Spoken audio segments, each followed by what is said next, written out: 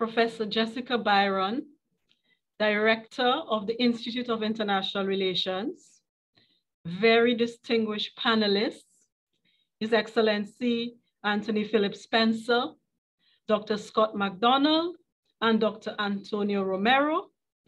Our audience, warm greetings to everyone. Welcome to the Joint Institute of International Relations Caribbean Policy Consortium webinar, The Russian Invasion, Geopolitical and Geo-Economic Implications for the Caribbean. This is the third joint webinar hosted by the two partners. The first, Governance and Electoral Continuity and Change in the Caribbean, Retrospect and Prospect, and the second, the United States and the Caribbean, New Opportunities for Strategic Engagement, held in June and September 2021, respectively. The CPC is a consortium of academics, policy officials, business persons, and advocates from the Caribbean and the United States. The group aims to raise the Caribbean's visibility in US policy circles, influence attitudes, and promote knowledge about Caribbean concerns. The group also seeks to keep Caribbean people informed of major currents in the US and globally, which can affect the region.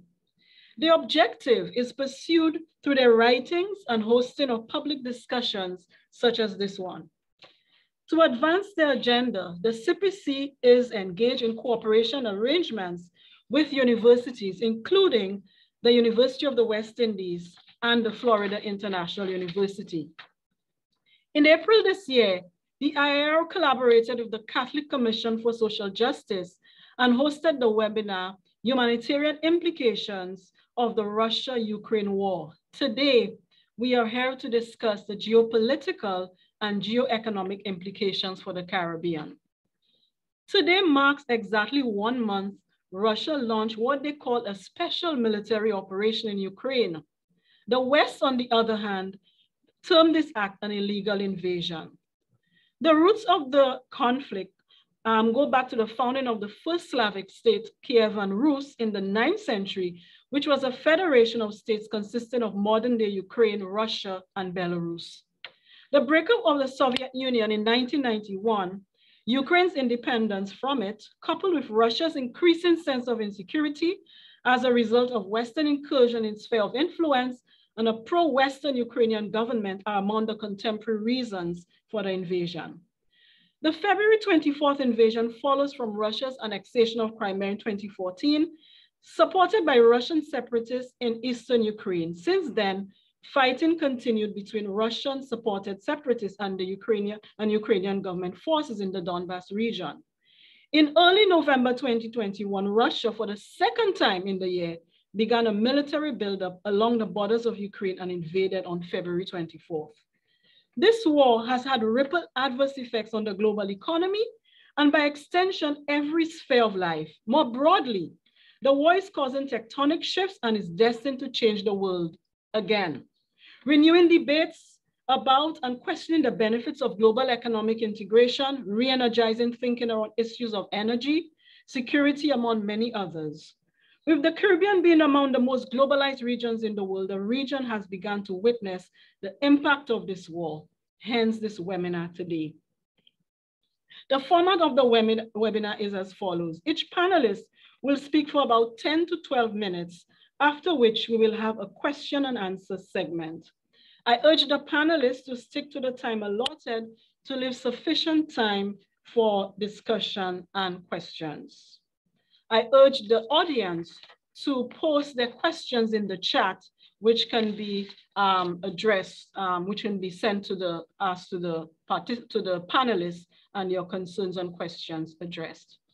On this note, I would like to introduce our first speaker, His Excellency Brigadier General retired Anthony W.J. Phillips-Spencer, who currently serves as the Ambassador Extraordinary and Plenipotentiary of the Republic of Trinidad and Tobago to the United States and Mexico, and permanent representative to the Organization of American States, and also as the chair of the Committee on Hemispheric Security of the Permanent Council of the OAS for the period 2021 to 2022.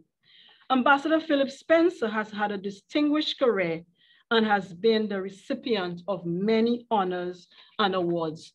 I urge the audience to refer to the chat for the program, which has the complete bio of our panelists. So on this note, I would like to invite His Excellency Anthony Phillips-Spencer to make his presentation on the strategic aspects of the conflict on the Caribbean. The floor is yours, Ambassador.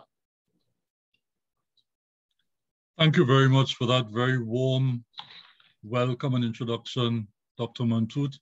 And it's a pleasure and a privilege for me to be able to join today with this distinguished panel of presenters.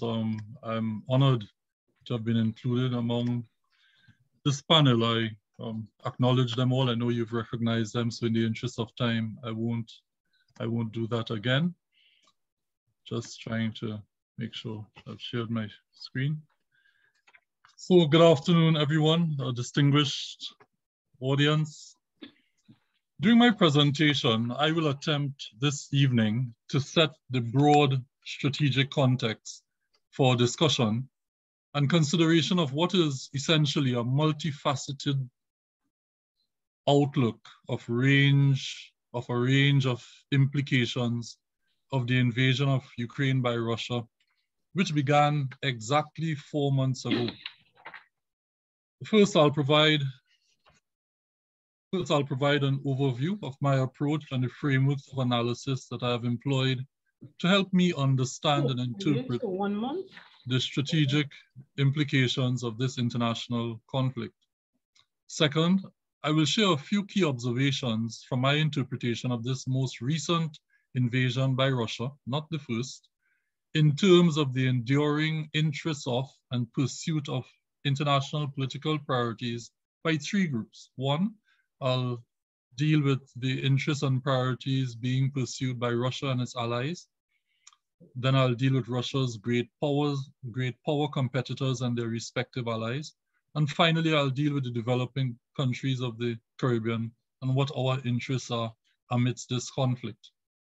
Third, with the benefit of the events of the past 4 months and public reports and comments, there's been much commentary on the invasion, on what the emerging outlook is for the conflict. I'll briefly pose a few questions, really, that will help us to think about what the alternative outcomes might be for this hostility.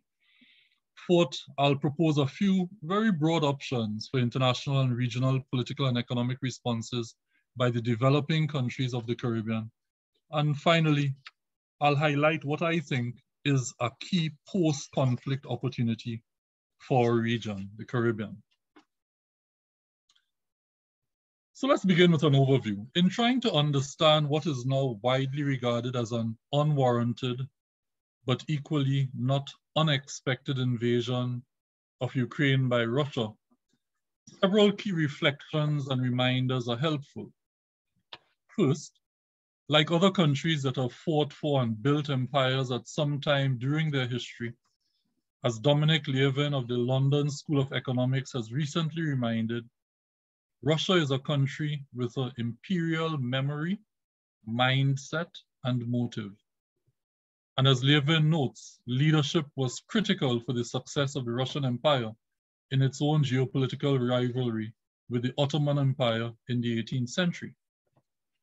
Second, as former Southcom Commander Admiral retired James Stavridis has reminded us as he invoked the perspective of Mahan in his 2017 publication, Sea Power. At the core, Russia is geographically a heartland nation and power. And if on the image on the screen, you look at whatever is that large yellow landmass, that's the heartland power that is Russia. That's much in contrast to Russia's principal great power competitor, the United States, which is essentially an uncontained maritime and trading power. And Admiral Stavridis also noted that many analysts have identified this geostrategic difference between Russia and the United States as a key feature of US-Russia Cold War dynamics. Third, I have found that recalling the three basic characterizations given to us for international politics by Joseph Nye, prior to what we know now as the territorial state system enshrined in the Treaty of Westphalia. Those three being a world imperial system, a feudal system, and an anarchic system of states. It has been helpful, for me at least, in understanding those systems and those general characterizations offered by Nye to help me understand the strategic implications of the invasion of Ukraine by Russia.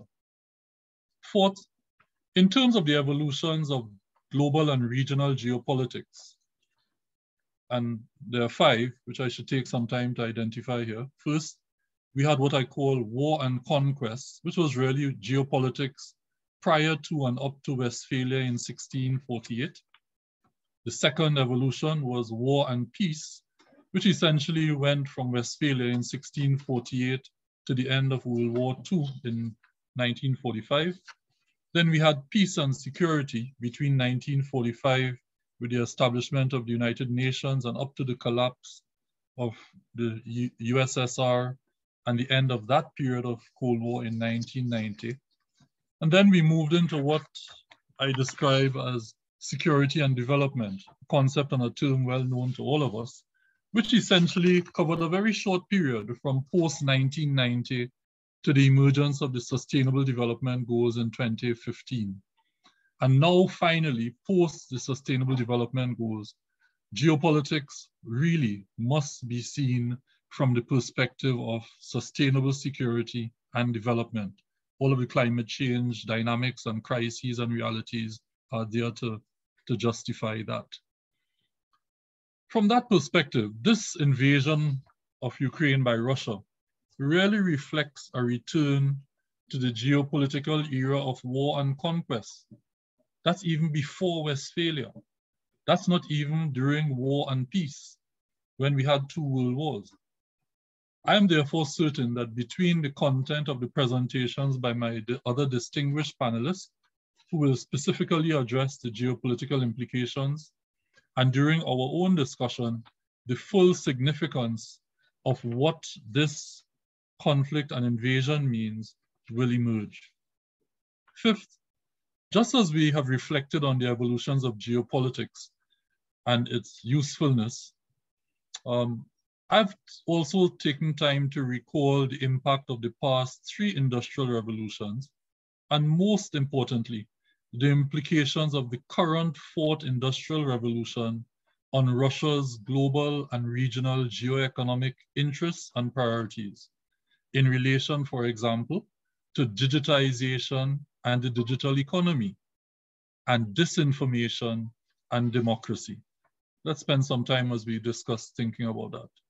Six, in addition to the broad geostrategic, geopolitical, and geoeconomic conceptual frameworks of analysis that I've just shared, understanding the complexities and uncertainties that characterize this international conflict. This is not a normal international conflict. They require, those complexities and uncertainties require a multi-level, multi-dimensional analytical framework. And in my own reflections, I have identified at least, you may have more, I have identified at least 5 levels or contexts for analysis. And let me share those with you. First, there is an ideological, geopolitical level at which we have to analyze the implications of this crisis. 2, there is a level of analysis which is about the global and regional geoeconomics. 3, we need to focus as well on analyzing the global and inter-regional geostrategic impacts. Right here in Trinidad and Tobago, we are seeing some of those impacts in our space already, both geoeconomic and geostrategic. We also must recognize that there's a dynamic, something happening in terms of international and regional institutional implications. And finally, we must never fail to assess the individual leadership and humanitarian assistance impact. I refer to President Putin as 4848. 4 years as Prime Minister, 8 years as President. 4 years as prime minister, 8 years as president. That's at the individual leadership level. And we know that that has certainly had an impact on Russia. So let's look more specifically now at Russia's interests. Oh dear. Russia has resumed its desire for regional geopolitical influence and global impact after President Putin's second term as prime minister from 2008 to 2012, so since 2012.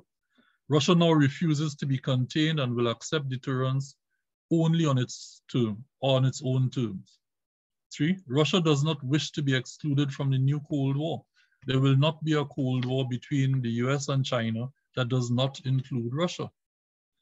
Next, Russia has extended its geo-economic reach relations when it signed that huge energy deal with China, and its resilience. It was setting itself up to be sure that it had a market for its energy, and we see the Chinese buying the energy now. And it has increased its geo-economic retaliation, particularly since March 2022. Russian nationalism has also increased, particularly since the start of President Putin's second term. And since Putin too, Russia has leveraged its permanent seat on the UN Security Council and sought leadership positions in other international organizations to pursue its interests and priorities. And it's noteworthy that Interpol rejected Russia's candidate to be elected as its president in 2018. Russia's suspensions from the World Tourism Organization, Consular Europe, and the OAS have not deterred their aggression in Ukraine. On the other hand, China has maintained and in some areas even increased its trade and economic relations with Russia. So now we're dealing with Russia's allies. India has adopted a position of neutrality on the Russian invasion, and several countries in Africa have either supported Russia or adopted positions of neutrality. In terms of the great power, the great powers and their allies, everyone knows their position. The US, EU, UK, and all the other major allies have united in condemnation of the invasion. The US outlook, interestingly, is for a negotiated end to the conflict. The EU membership for Ukraine has now become a priority for the great power and the allies. Continued NATO expansion with Finland and Sweden continues, and deterrence and containment of Russia remains a high priority. What are the Caribbean's interests and political priorities? 1, we want to maintain the rules-based international system. We want respect for territorial sovereignty and integrity. We want geopolitical non-alignment. We want resolution of international conflicts like in Ukraine through dialogue and diplomacy. We want to ensure that we can achieve climate resilience and sustainable development and security. And we want energy security and food and health security. So, what then are the possible outcomes of this conflict? Well, I'm not going to try to answer that. I don't have any crystal ball. So let me ask 3 questions. What is loss for Russia? And I need to get to my next slide, but it's not updated. What is loss for Russia? On the other hand, what is victory for Russia? If you look at this map, I believe victory for Russia is exactly where they are, where they have contained in the east of Ukraine, which gives them access to waterways, to access to the great Mediterranean Sea, and therefore the richest and most economically vibrant region of the international community. It's interesting though, that the Lithuanian foreign minister just 2 weeks ago, in foreign policy, made the comment that Russia might not lose. I don't know what the outcome will be.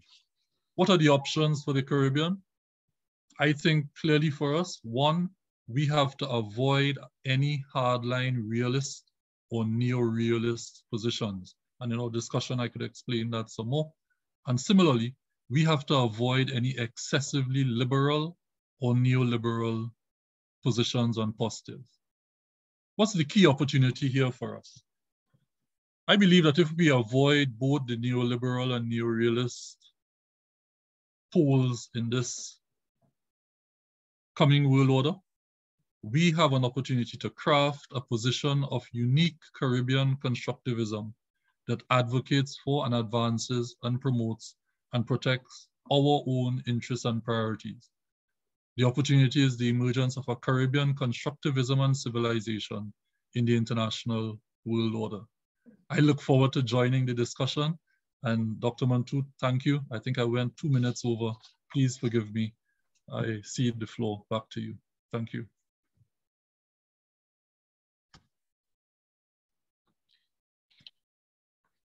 Thank you very much, Ambassador Phillips-Spencer, for this comprehensive analysis of the strategic interests that are at play in this conflict. Before I introduce our next speaker, I just want to make a correction, or what you would call a slip of the tongue. Although I said the war started, the invasion was in February, I said it's exactly 1 month. And thank you, Ambassador, for correcting that and said, well, for highlighting that it's 4 months. So just want to highlight that. I want to remind the audience, for those persons who are just joining in, that as I introduce the speakers, I will provide an extract of the bio. So you could refer to the chat for the full bio, which is in the program. So that takes us to the next speaker, Dr. Scott B. MacDonald, who is Chief Economist at Smith's Research and Gradings. He is the author or editor of 18 books and numerous articles on economic affairs, covering events in the Caribbean, Latin America, Europe, Asia, and North America. He holds a PhD in political science from the University of Connecticut and Asian studies from the University of London School of Oriental and African Studies. Dr. MacDonald is also a member of the Caribbean Policy Consortium. Dr. MacDonald, the floor is yours to address the geo-economic aspects of the war. The floor is yours, Dr. MacDonald.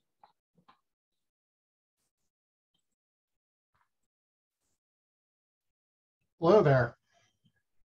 First of all, I'd like to start off and thank the University of West Indies for having this panel and for inviting me to be part of it as well. I'd like to, the topic of tonight, the geoeconomic implications of the Russian invasion, is pretty broad reaching. And as you got from the Ambassador Phillips-Spencer, there's a lot of complexity behind it. And I thought that was a very excellent introduction to what I'm going to talk about. Most of my focus is going to be on the English-speaking Caribbean. The timeliness of this presentation is that the war is continuing. Yes, it's been 4 months in, but we probably are going to have a similar webinar in the future, probably 4 months down the road, and we might just as well be talking about many of the same things. As we're talking, there's an ongoing battle over Donbass in the eastern part of the country in Ukraine. And the most recent thing which affects geoeconomics is what the Russians are doing in terms of food supply coming out of Ukraine. And the most egregious thing that's occurred lately is the bombing of storage bins and harbors where Ukraine is going to attempt to export grain to the rest of the world. Although the battlefields in Ukraine are far away from the Caribbean, there's an impact. There's a disruption that comes with it for a region in the Caribbean which is seeking to revive itself from COVID. I'd like to briefly touch on 3 geopolitical points which support the economic study which follows. The first is that global geopolitics have been shifting for a while. I think one of the launching points for a new Cold War, or the seedlings for it, came with the 2008-2009 financial crisis, in which China helped rescue the global economy, but also from a Chinese perspective, it indicated that the Western model was probably problematic in some of the things that it had to offer, such as financial crises. The pickup in the new Cold War continues with President Obama, with the Trans-Pacific Trade Partnership. And the TPP basically was a program to create an economic bloc in the Pacific, part of which was to contain the power of China. During the Trump administration, if you were lacking or you had doubts about a shift into a new Cold War, you certainly got that understanding under the Trump administration. And in particular, in 2018, you had the launching of a trade war with China. The US role in the Caribbean resumed from being somewhat stagnant or being more hands-off for quite a long period, but the US began to have a hard stance against those countries which it regarded as allies to China, Russia being one, but also in the Caribbean, Cuba, Nicaragua, and Venezuela. So you end up with a newish Cold War, which is broken down in terms of a division between liberal democracies that are supportive of an international regime of law and rules and regulations, and its opposing camp is an autocratic world, Russia, China, if you want, Iran, country in Venezuela, countries which are run by authoritarian regimes, and where you are back to the idea of great power politics. The second point I want to bring up is that as we see shifting geopolitics, we have ended up with shifting geoeconomics. And this is a very important point. Economic statecraft comes to the fore. China is a very good geoeconomic player. It has very good economic statecraft. It has worked very hard in places such as the Caribbean to build up the view that it is a partner. It's extending partnerships. It's investment. There's a cynical side that people say the Chinese have showed up with checkbooks to do business, to buy influence and friends. Nonetheless, China has made inroads into the Caribbean and other parts of the world as well by playing economic statecraft. The trade war that occurred between the US and China in 2018, launched by Trump administration, it also has an impact in terms of how it fits into the Caribbean, and that is you're doing economic decoupling from the first and second largest economies in the world, China and the United States. You are in a sense deglobalizing. That's an important word for what comes next, but you also have a regionalization, which means nearshoring or offshoring, how you want to define it, but it is changing the way economic behavior is occurring within the international global regime.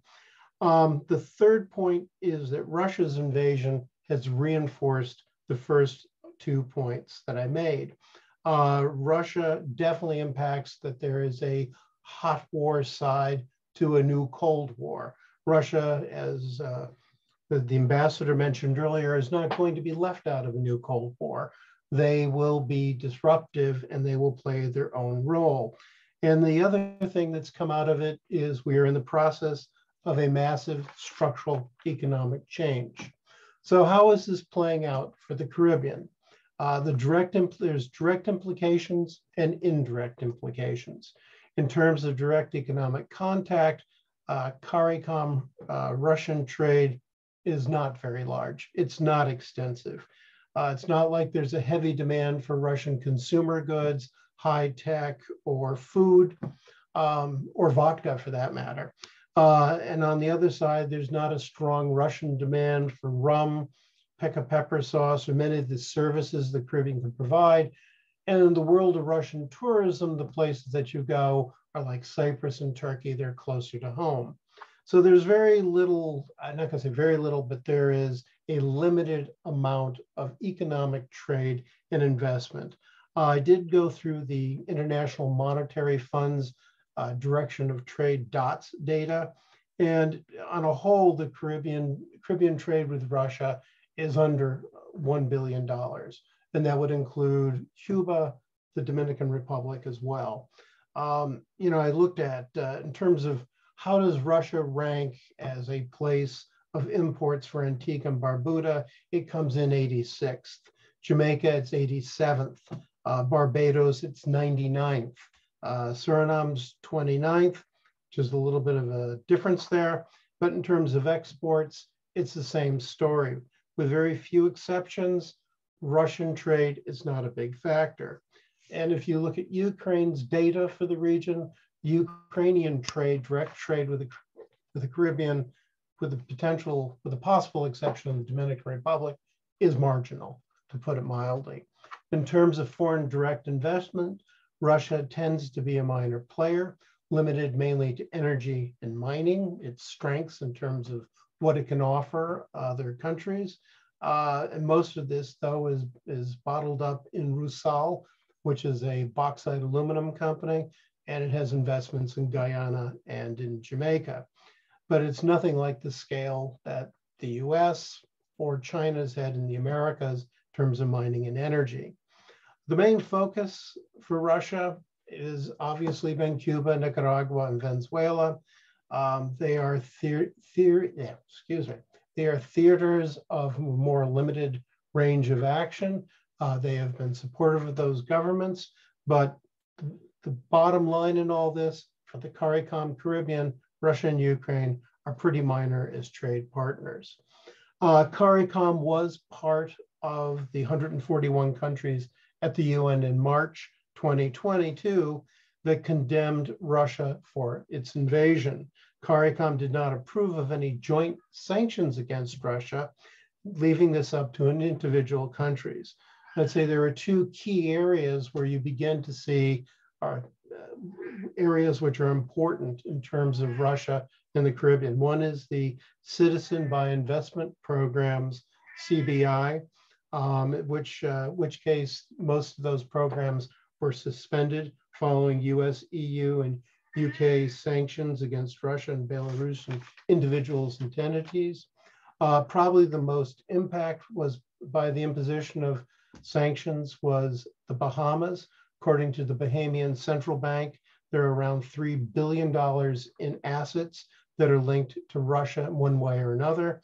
And these are now sitting in limbo. Transactions are not occurring. The question is, what will happen to those assets going forward?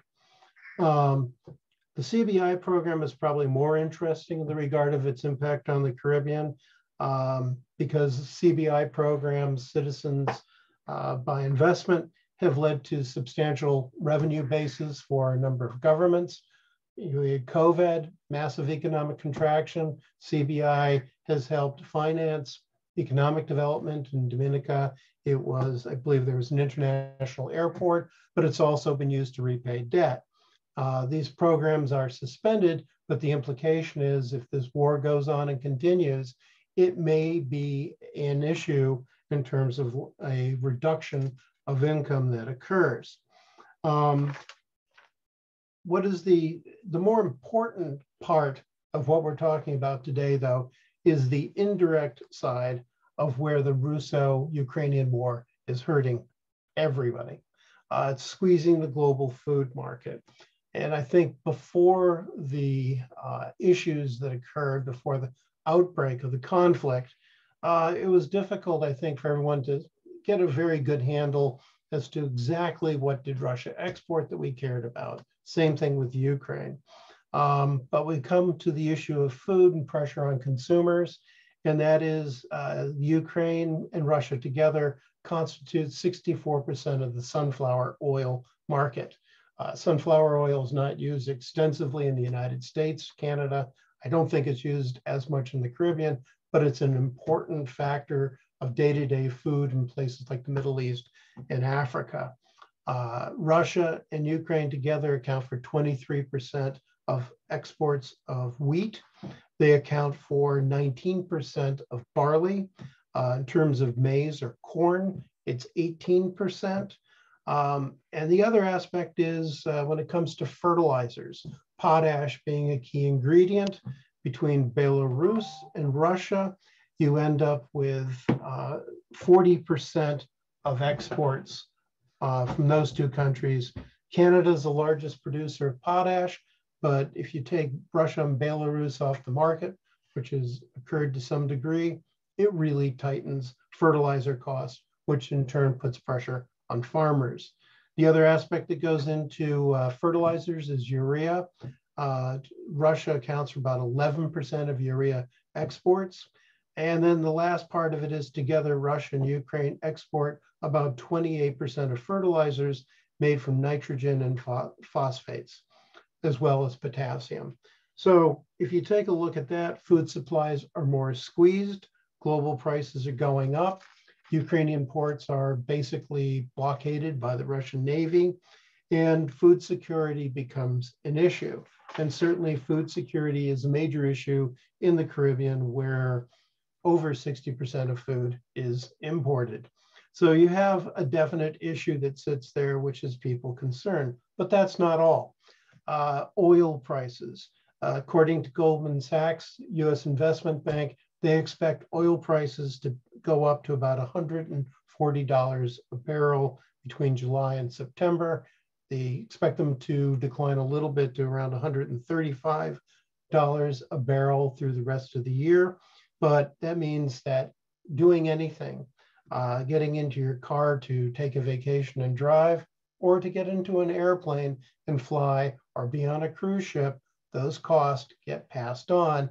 And in the US and certainly in Europe, they're a cause for inflation. The economic landscape, therefore, for Caribbean policymakers in the situation is not encouraging. You've had a return of economic growth over the last year, but for how long? Russia's putting Europe into a recession.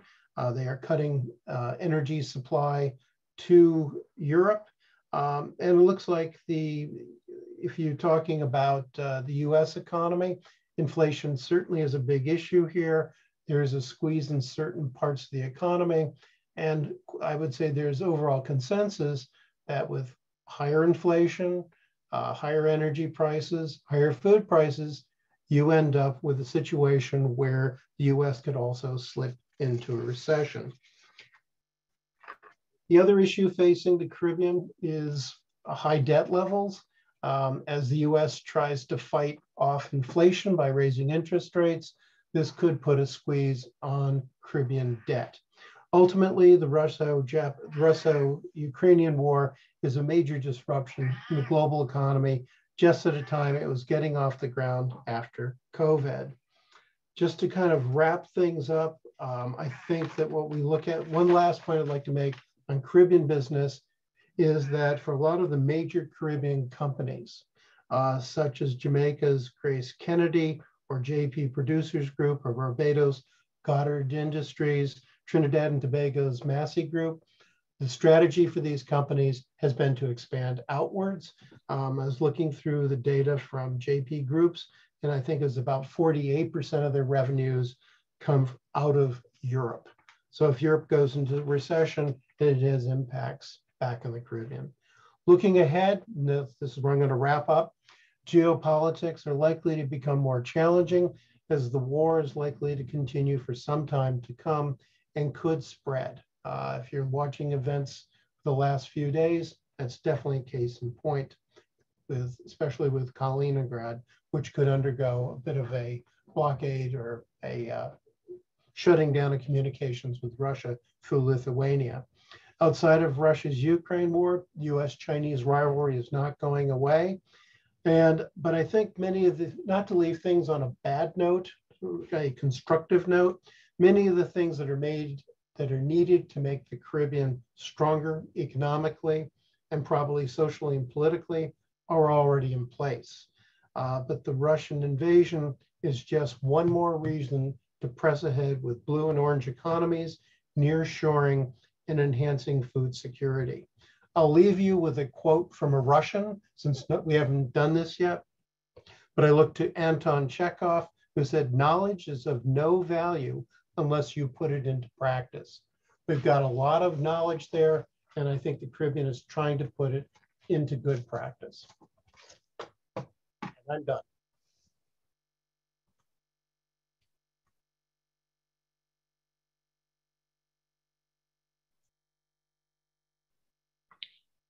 Thank you very much, Dr. MacDonald, for pointing out that the war is causing a major global economic restructuring. And while the impacts for the Caribbean are not as direct as the indirect impacts, you mentioned that the direct impacts are tremendous. And thanks also for pointing the way forward to engage in more sustainable solutions for development and related aspects.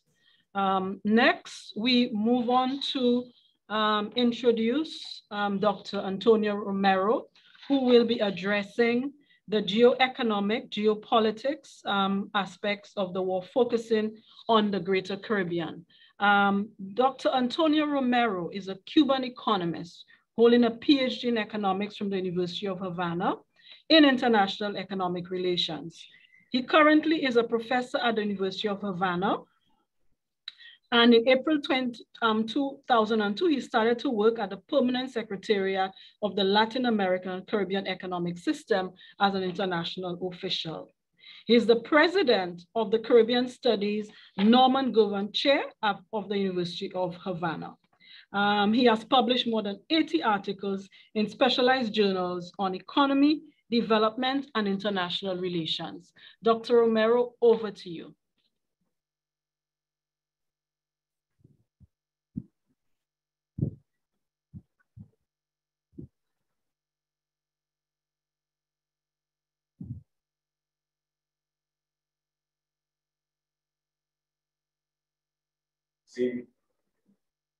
Thank you very much, Anita, for the presentation, and thank you to U.W.I, especially to the Institute for International Relations for inviting me to present some general ideas about the economic implication of the Russia-Ukraine conflict on Caribbean nations. I would like to say that, fortunately, my two predecessors in this panel will explain some ideas that are on the basis of my presentation. The content of my presentation will be divided in three main parts. Sorry.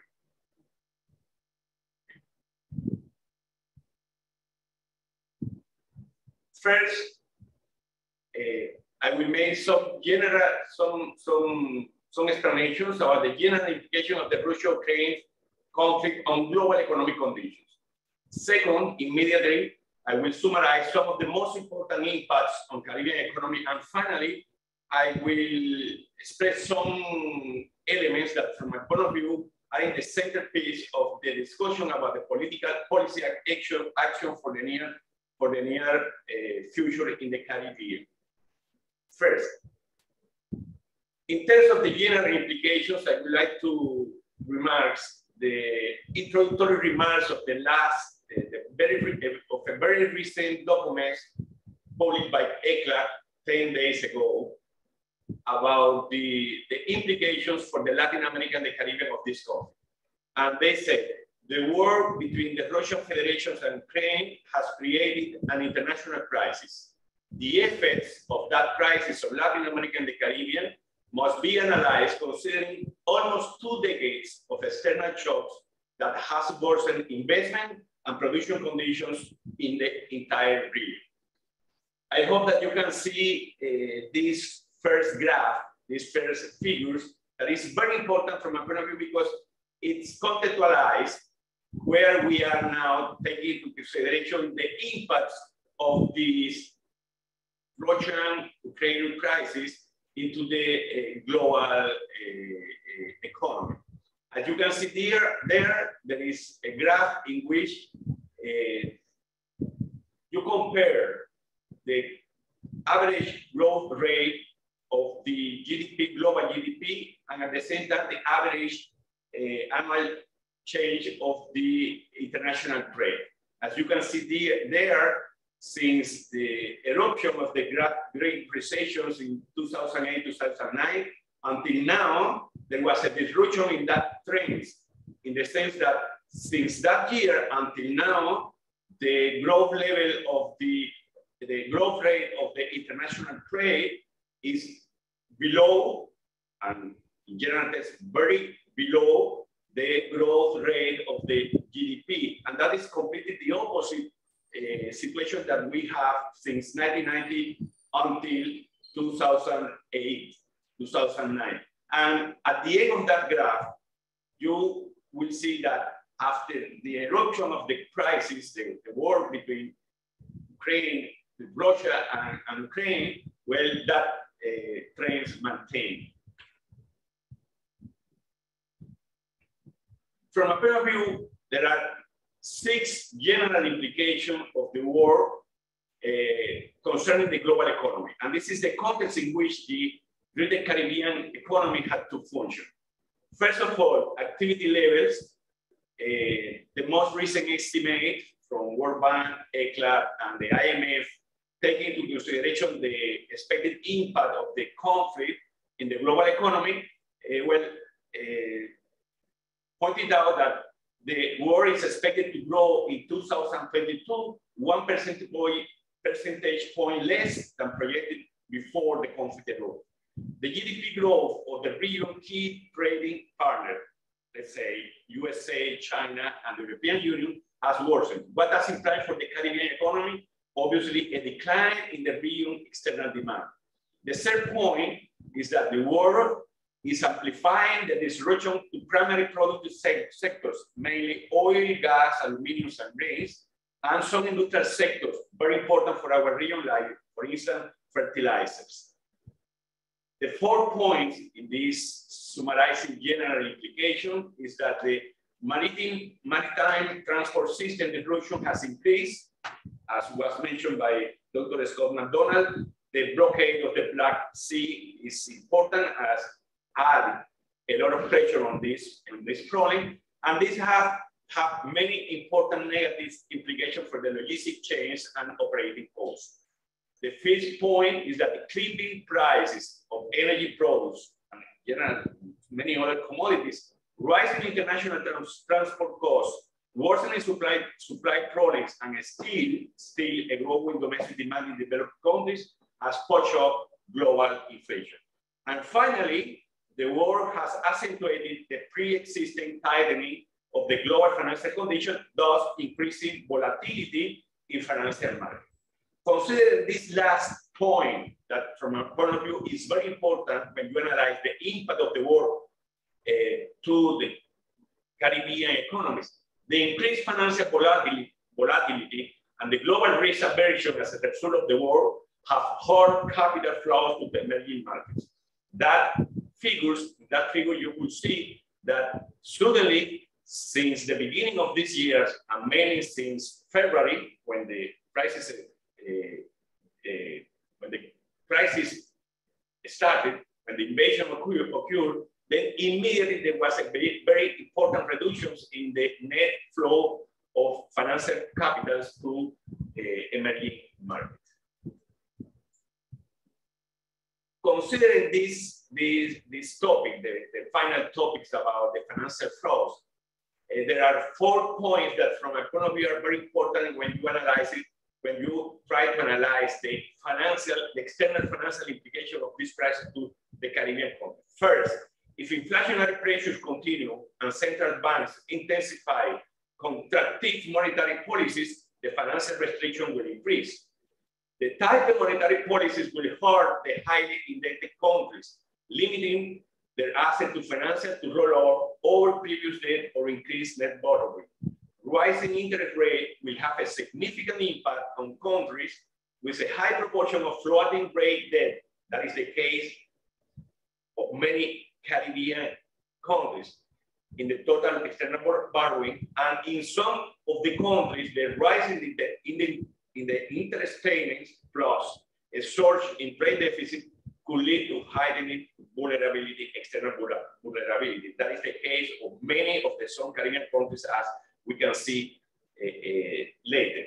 And finally, the increase in rates will also worsen the financial situation of the non-financial corporate sector, which is highly indebted in the region and particularly in the Caribbean economies.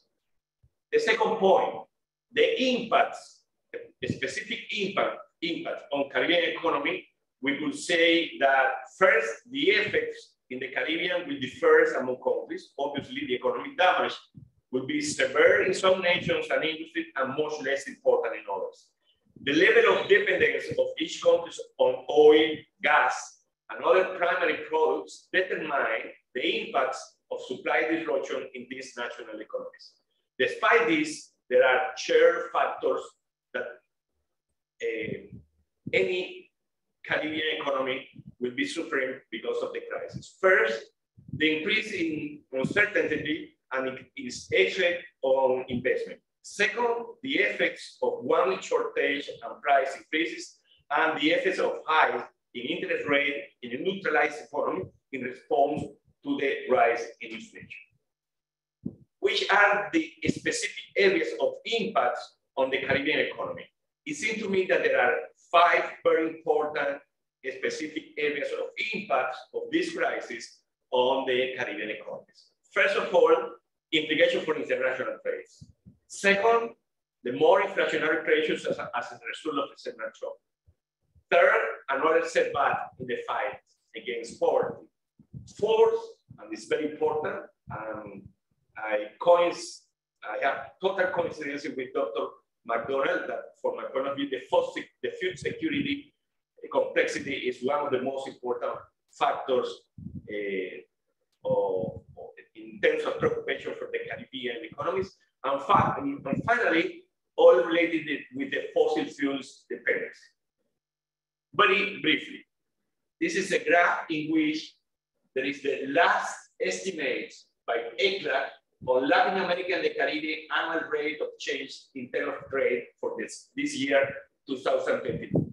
As you can see, there are different groups of countries, all of them from Latin America and the Caribbean. But the last bar is precisely the estimate of ECLA about the deterioration in the terms of trade for this year, 2022, for the Caribbean economies, always obviously excluding Guyana, Trinidad, Tobago, and Jamaica. But for the rest of the Caribbean economies, there is an estimate that according to the last data available and coincident with the eruption of the war, there will be a deterioration, a huge deterioration in terms of the terms of trade for the Caribbean economies in these years. The second point, the consumer prices. As you can see there, from January until April 2022, there will be, according to the explanation that we had before my presentation and at the beginning of my presentation, as a result of the invasion of Russia to Ukraine, there will be a huge increase in the consumer price index of Latin America and the Caribbean countries. And you can see there the red line that is corresponding to the Caribbean economies, that in this moment, they are even higher than the increase in terms of consumer price index for South American economies. In terms of poverty, unfortunately, there is no data on poverty in the Caribbean countries, but it is expected that poverty and extreme poverty in Caribbean will increase due to 3 main factors. First, the expected socio-economic performance in 2022. Second, the rise in inflation. And finally, the detrimental situation for living conditions and people's ability to purchase basic goods and services. And according to ECLA forecast on extreme poverty and poverty for Latin American countries in general, reflects a pattern of rise in food prices outpacing those in price of other goods. The 4 points is related with food import dependence. There is a chart with summarized, which is the food input dependency for all Latin American and Caribbean countries. As you can see there at the right wing column, in deficit, you find almost any Caribbean countries. Bahamas, Barbados, Belize, Cuba, Dominican Republic, Grenada, Haiti, Jamaica, St. Lucia, and St. Kitts and Nevis have deficit in terms of the proportion of foods in total export related to proportion of foods in total import. Then, according to the forecast, these countries will be facing the worst part of the implications for the international price market of certain commodities and agricultural inputs of the prices in this year. The only exceptions in terms of the, obviously, the Caribbean countries are related to the surplus that have Guyana and Suriname. In terms of fossil fuels dependence, there is a graph also, 33 countries for Latin America and the Caribbean, in which you have the balance of trades in fossil fuels from 2017 to 2019 as an average, and then compare with the year 2020. When you see the left wing part of that graphic, then St. Lucia, Dominican, Bahamas, Guyana, Jamaica, Belize, Barbados, St. Vincent and Grenadines, Dominican Republic, and Cuba maintain deficits in terms of the balance of trade in fossil fuels. The only exceptions are obviously, and that could be seen in the right wing of the graph, the case of Guyana and Trinidad and Tobago. The other coin of the other side of the coins is the share of renewable sources in electricity generation in the year 2020 for these 33 countries. As you see, Grenada, Guyana, Cuba, Barbados, Haiti, Jamaica, Dominican Republic, Suriname have very low level of renewable sources in order to generate electricity. And the exceptions are obviously, in the case of the Caribbean, the case of Belize. But most of the Caribbean, the greater Caribbean economies has a very low level of shares of renewable sources in electricity generations, and that is the explanation of the high dependencies in terms of fossil fuels for the economic reproduction of this economy. My third part, very brief, sorry, is to try to say something about which is the current debate in terms of the policy actions that the Caribbean governments and the Caribbean policymakers will be facing because of these challenges. First of all, the monetary authorities in the Caribbean economies are now facing a dilemma to curb inflation, but that narrows the monetary policy space to support economic activities and aggregate demands in a context in which, because of the crisis, it is expected that will be a reduction in the aggregate demands. Then, second, then monetary authority from a point of view, and according to certain reports made by some international institutions, should draw on all available policy instruments in order to mitigate the costly trade-off between targets for price stability and economic growth. Third point, energy and food subsidies and transfers to the most vulnerable segments of the population should be used in order to mitigate the impact of inflation on their income and well-being. The fourth point is that food and fertilizing security must be the priority in the longer term. Obviously, there are certain actions that should need to be correct in the shorter term. Some of the measures that should be adopted, obviously, according to the situation of the different countries are, first of all, the reductions or maybe the elimination of the value-added tax on food. Second, certain kind of agreement which with producers and marketing chains in order to contain prices. Third point, promoting own consumption in food producing areas. And finally, eliminating tariffs on imports of grains and other commodities. These are some very specific and in the shorter term from measures that could be taken by the policymakers in the Caribbean countries in order to counterbalance the effect of the inflations and the higher foods and fertilizer prices in their internal economy. But nevertheless, we obviously recognize that there are certain factors that justify that they should be processed in the longer term run.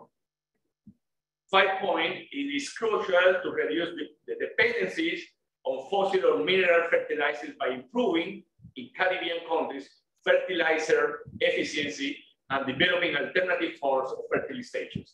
And finally, in countries net importers of fossil fuels, the situation caused by the war should serve as a strong impetus for the transition to renewable energies through public policies, investment, and innovative instruments. And in this point, the discussion is there is a space in order to have a real Caribbean solidarity in our region in order to develop this kind of transformation. It seems to me that obviously this is not only a problem of economic policy, it's a problem of political economy. And finally, I will finish with 5 very specific proposals that should be taken into consideration by the policymakers and the governments and international institutions related to the Greater Caribbean in order to face the challenge imposed upon us by the crisis. First, moving very fast forward with regional energy and agricultural integration. There have been many documents, many agreements at the CARICOM level, but also at the level of the Organization of Eastern Caribbean Countries, but also at the level of the Association of Caribbean States. And also there have been some programs or some projects submitted to the Caribbean Development Bank regarding energy and agricultural integration. It seems to me that this current crisis is the best timing in order to develop with impetus all these programs or this kind of project. Second, channeling a larger share of the economic range from commodities to social objectives, implementing more progressive tax regimes. Obviously, I realize that this is also a very complex from the political point of view, but this crisis demonstrates us that it's urgently to go ahead in terms of change the tax regimes in our countries and to go into a much more progressive tax regime in which the surplus, the high very level of rent from commodities and to transfer this high level of rent from commodity sectors to social objectives should be very important, should be a very important element of this transformation in our tax regimes. Third point, mechanism for regional dialogue and coordination to share experience in response to the effect of the conflict should be developed much more. 4, fuel price stabilization mechanism to ensure that higher international prices are not passed on to the population or to sectors that produce for the domestic market are very important. And there are some interesting experience, not in the Caribbean, but in other areas in the world that should be taken into account by the Caribbean policymakers in order to try to implement some of these mechanisms to the Caribbean reality. And finally, targeted and temporary subsidies to the most vulnerable population groups and to the sectors most likely to transmit the effect of price increase to the rest of the economy should be a very important part of the policy actions that should be developing in our region in order to cope with the complexities of this model. Thank you very much. I'm sorry for the time. And now I pass the floor to Dr. Anita Montoya. Thank you. Thank you very much, Dr. Romero, for pointing us to the wide. Thank you, Dr. Romero, for pointing us to the wide-ranging financial, trade, and economic impact of the war. Also for highlighting the nuances, as Dr. MacDonald did in his presentation, of the level of impact across countries. I note specifically, and I'm sure the audience noted, the social implications for poverty and livelihoods and the bread and butter issues of ordinary people in this region. And also thanks for the long-term and short-term recommendations you made for managing the severe impact of this crisis. And, you know, I noted that there was a thread in a lot of your recommendations: regional cooperation, regional integration, regional solidarity. Thank you very much. On that note, we move on to the final presentation by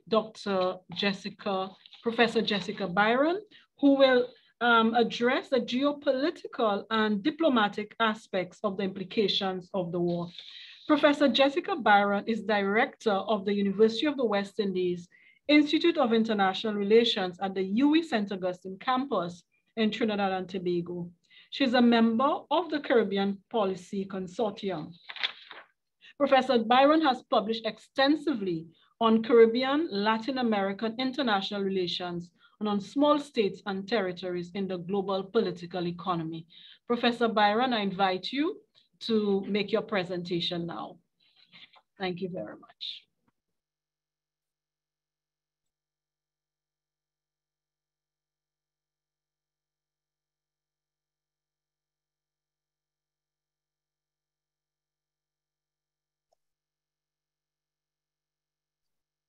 Thank you. Sorry about that. I was trying to unmute myself. I didn't realize it was being controlled centrally. Thank you, Chair. Good day again, colleagues, and good day to the audience. So I'm bringing up the rear, and I want to say a little bit about geopolitical and diplomatic aspects of this conflict from a Caribbean perspective. And of course, as people have done before, first of all, I think it was the ambassador who started, who reminded us that this conflict is sort of like a perfect storm because it comes after COVID, it reverses faltering steps to recovery, and it's further complicated by the intensification of global climate change effects. And therefore, it has terrible effects for both, terrible possibilities for both the developed world and weaker, struggling societies. And of course, the other thing that we are all becoming more and more conscious of is that this is not a short situation. This is not a short war, a short, hot conflict. We are now seeing that it's going to be with us for the longer term, and scenarios are evolving considerably. And the outlook for the global community becomes much more uncertain and mostly grim. I am going to share my screen with you now. Give me a moment, and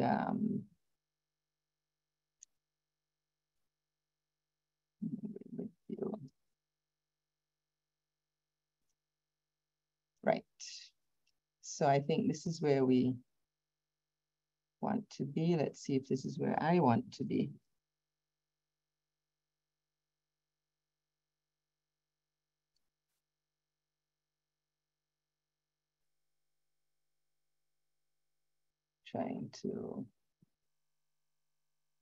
I'm trying to get back to the start of my presentation.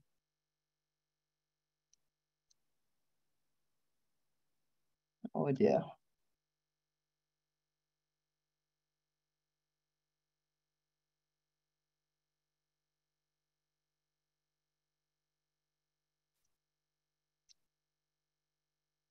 I think I should upload, hold a second. Right. Sorry about that. I'm going to.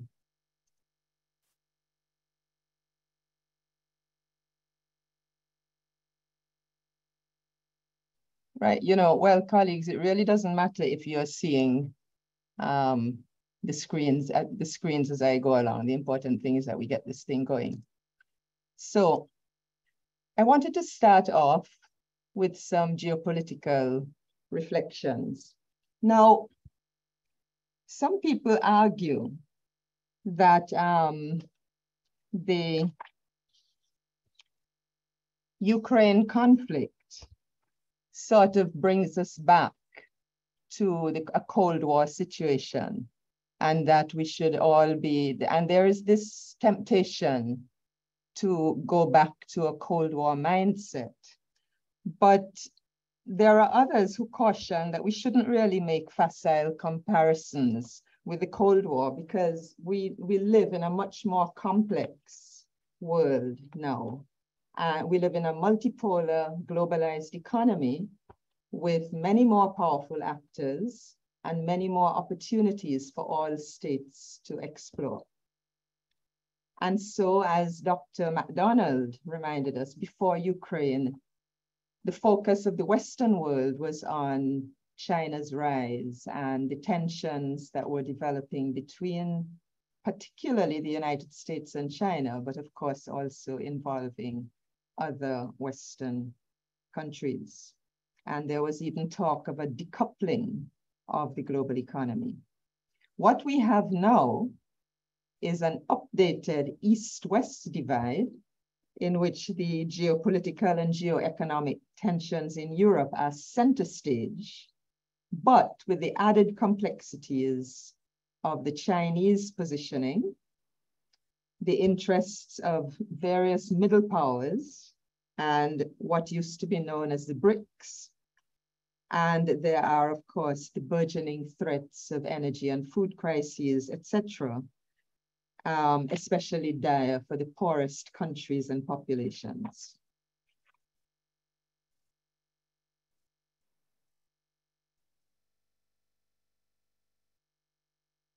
I want to spend a little time on the geopolitical implications for Europe, as Europe is the sort of major concert for this war, and the Ukraine-Russian conflict will have its greatest impact on Europe and on Central Asia. It's very uncertain as to what Europe and what the European Union will look like at the end of all this. What we can be certain of is that there will be changes in the political dynamics and the power blocks within the European Union. We are going to see much more presence of the East and Central European members and their interests. And some of the core concepts of the 1990s enlargement to the European Union, such as the neutrality that was a core feature for countries like Sweden and Finland, have already been abandoned. And of course, NATO's borders have been extended.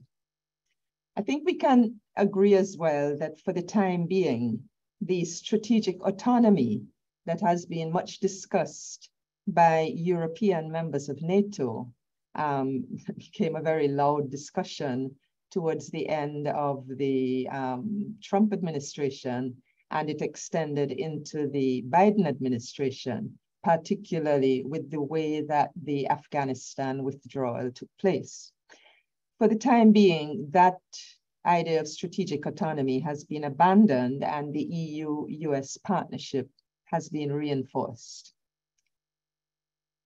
I think we can also agree that for the foreseeable future, Europe is going to be even more focused than it was before on addressing its internal challenges and the threats from its near abroad. So that is going to be a major preoccupation of Europe.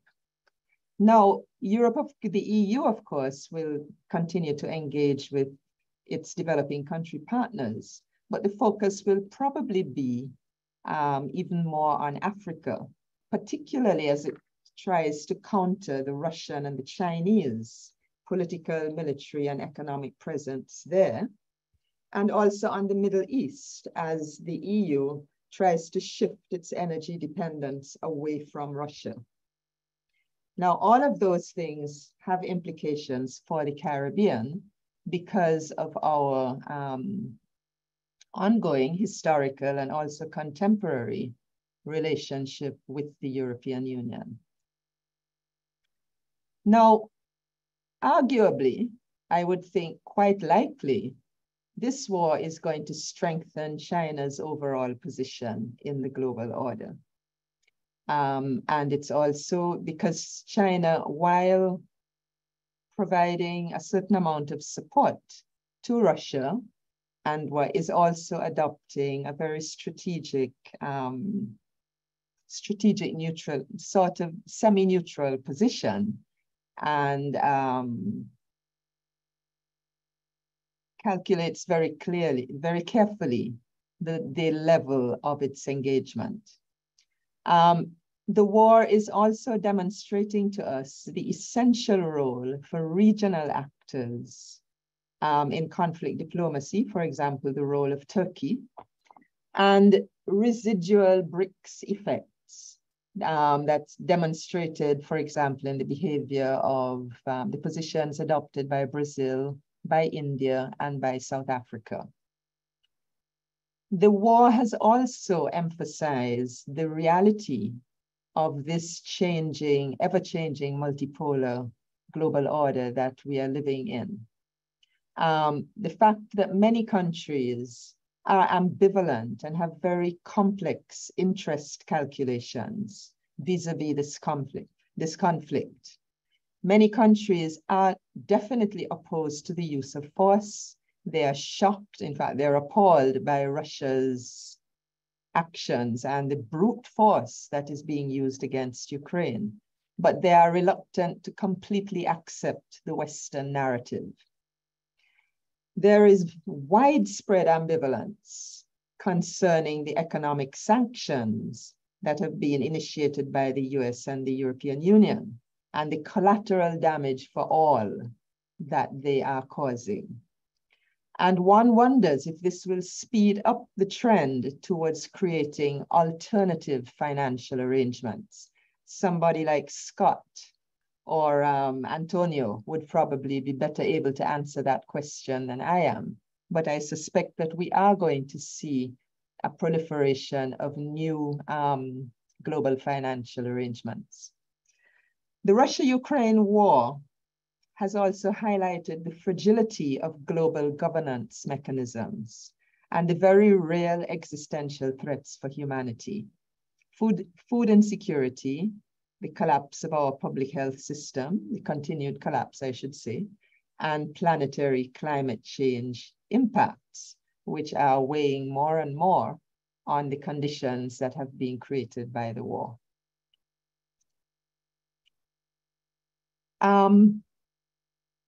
I don't want to say much about this slide, so I'll just keep going.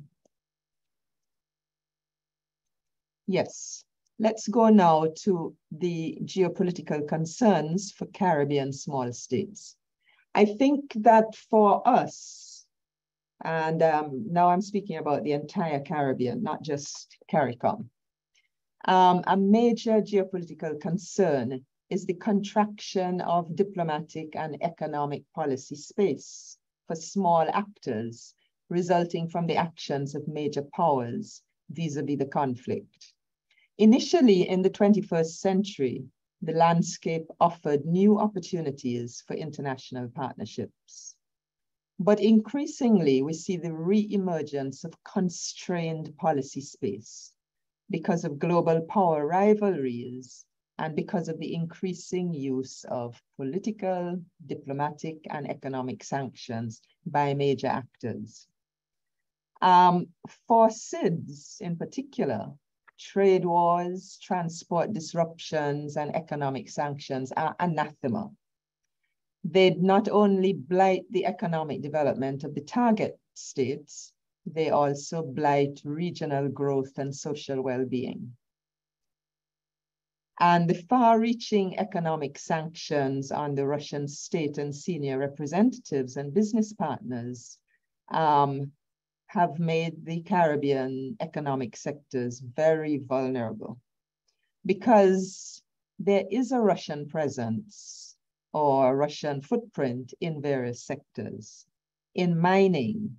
And I just want to make a small comment on Scott's excellent presentation. While it is true that Russia's FDI is not that important in the Caribbean, I would argue that the presence of Rusal, or the potential contribution of Rusal, is more important than it appears. In our countries, every cent counts, especially for government tax revenues. And the bauxite levy taxes for Jamaica are important. Rusal had a considerable backlog, largely because it was sanctioned in an earlier period. And it has paid 40% of that backlog, but there's still more to be paid. It's important for government revenue. And in addition, it pays royalties and income tax. Also, Windalco employs 1,200 people in Jamaica.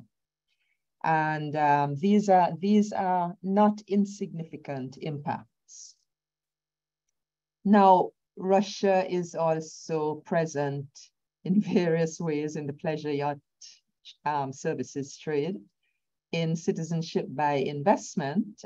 Some of those sales have been suspended vis-a-vis Russia and Belarus. Offshore financial services, travel and tourism. And again, I want to make mention of the importance of the Russian tourism trade for two countries in particular. They are the Dominican Republic and Cuba. Just to give you an idea, Dominican Republic, excuse me, had projected arrivals from Russia and Ukraine tourists of 500,000 for 2022, excuse me, with a projected revenue of $400 million US. Most of those earnings will be lost for this year, and it will take quite a while before that level of tourism flows from those countries comes back. Cuba also, for Cuba,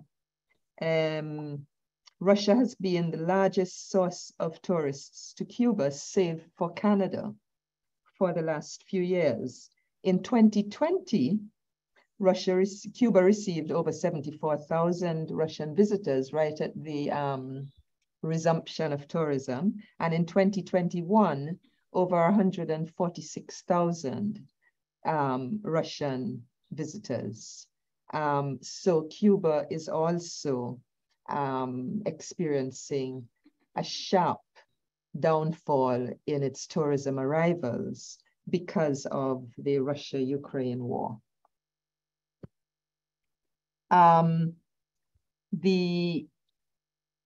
So those are some of the impacts for the Caribbean. And there is considerable uncertainty or outright negative repercussions for some of these sectors.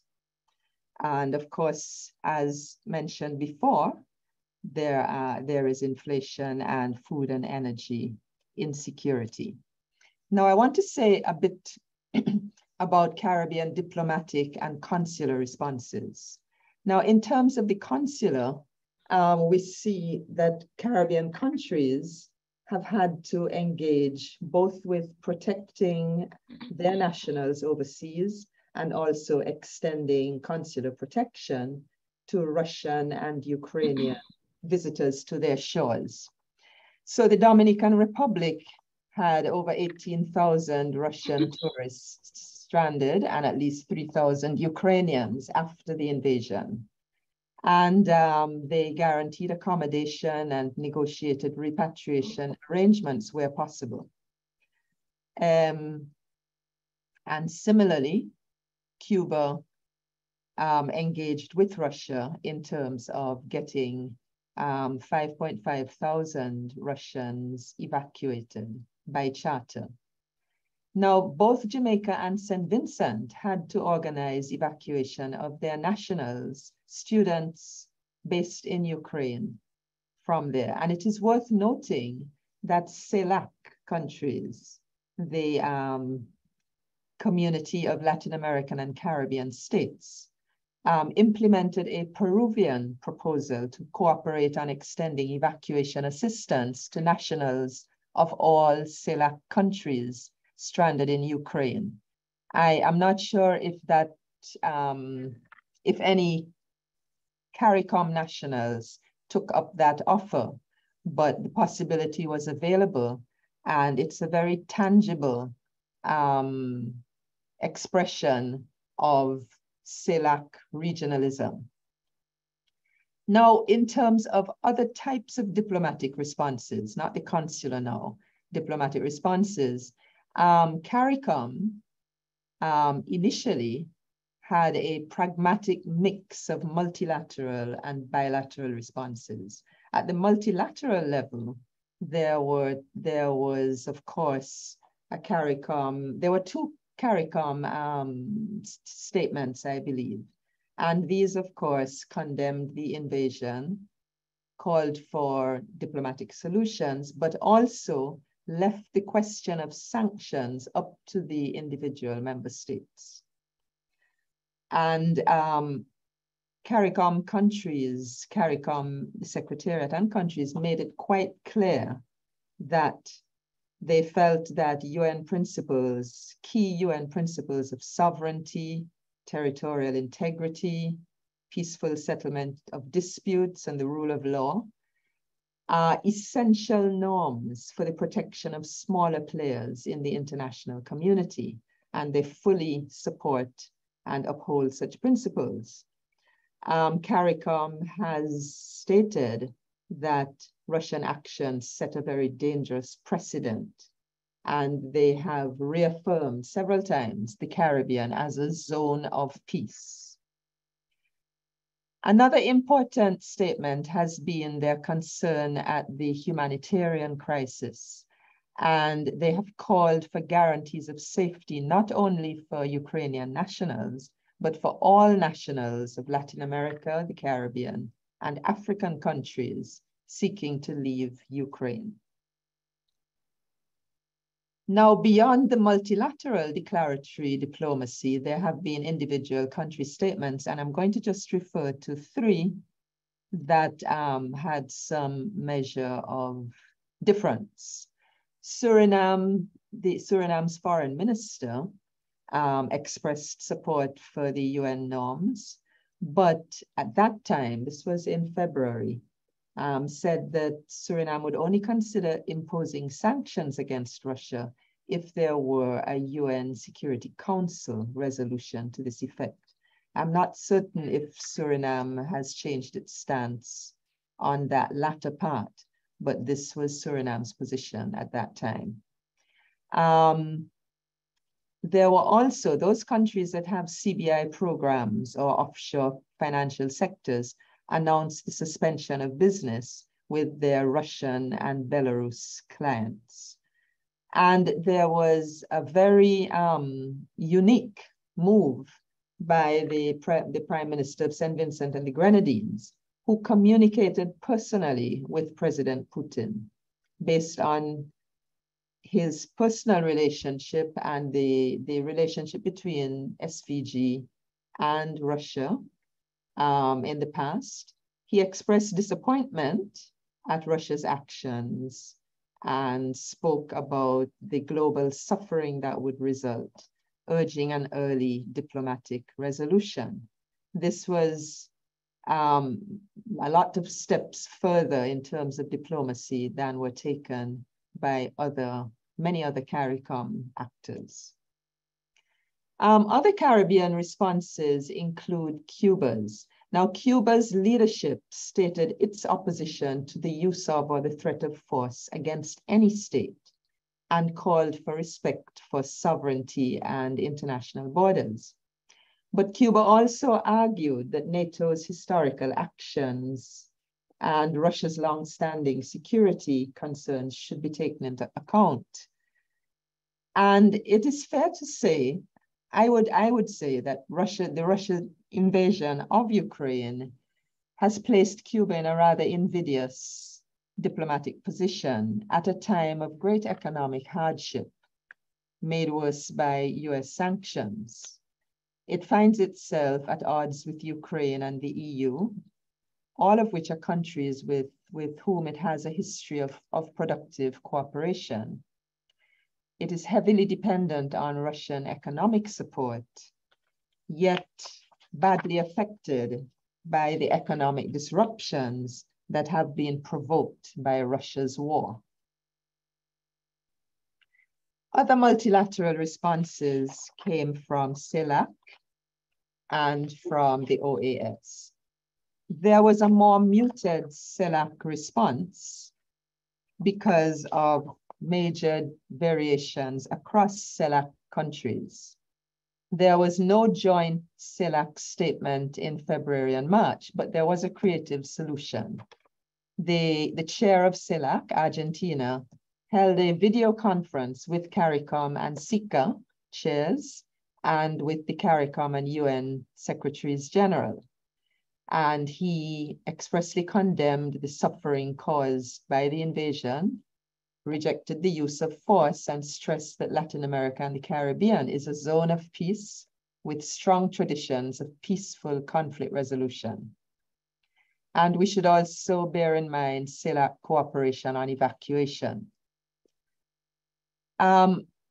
Caribbean countries participated in an OAS vote, first on March 24th, I think, to condemn all violations of humanitarian law. 28 member states supported this resolution. There were 5 abstentions, which included St. Vincent and the Grenadines. Nicaragua did not participate. And again, in April, OAS members voted to suspend Russia as an observer state.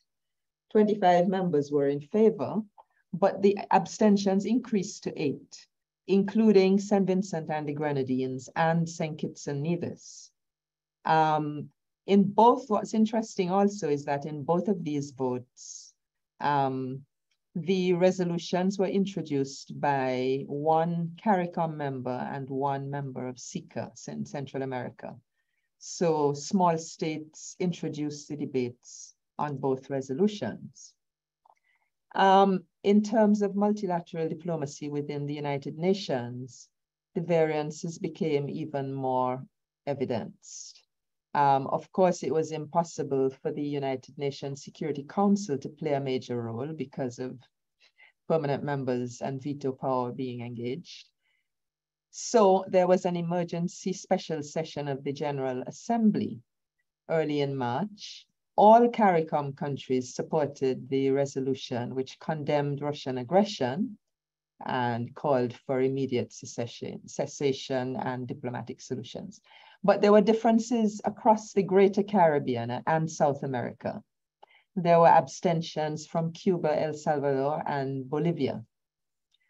Non-participation by Nicaragua and Venezuela. And while 141 countries supported the resolution, 35 members abstained, including China and 17 African countries. March 25th, there was a second UN General Assembly resolution on the humanitarian consequences of the war. It's worth noting that South Africa had tabled a similar resolution, but without identifying Russia as the aggressor.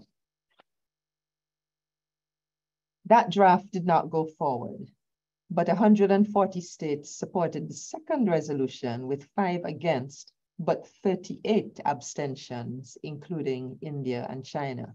Many of those abstaining said that they would have voted for the South African version because they felt it was more useful not to target a particular state in it.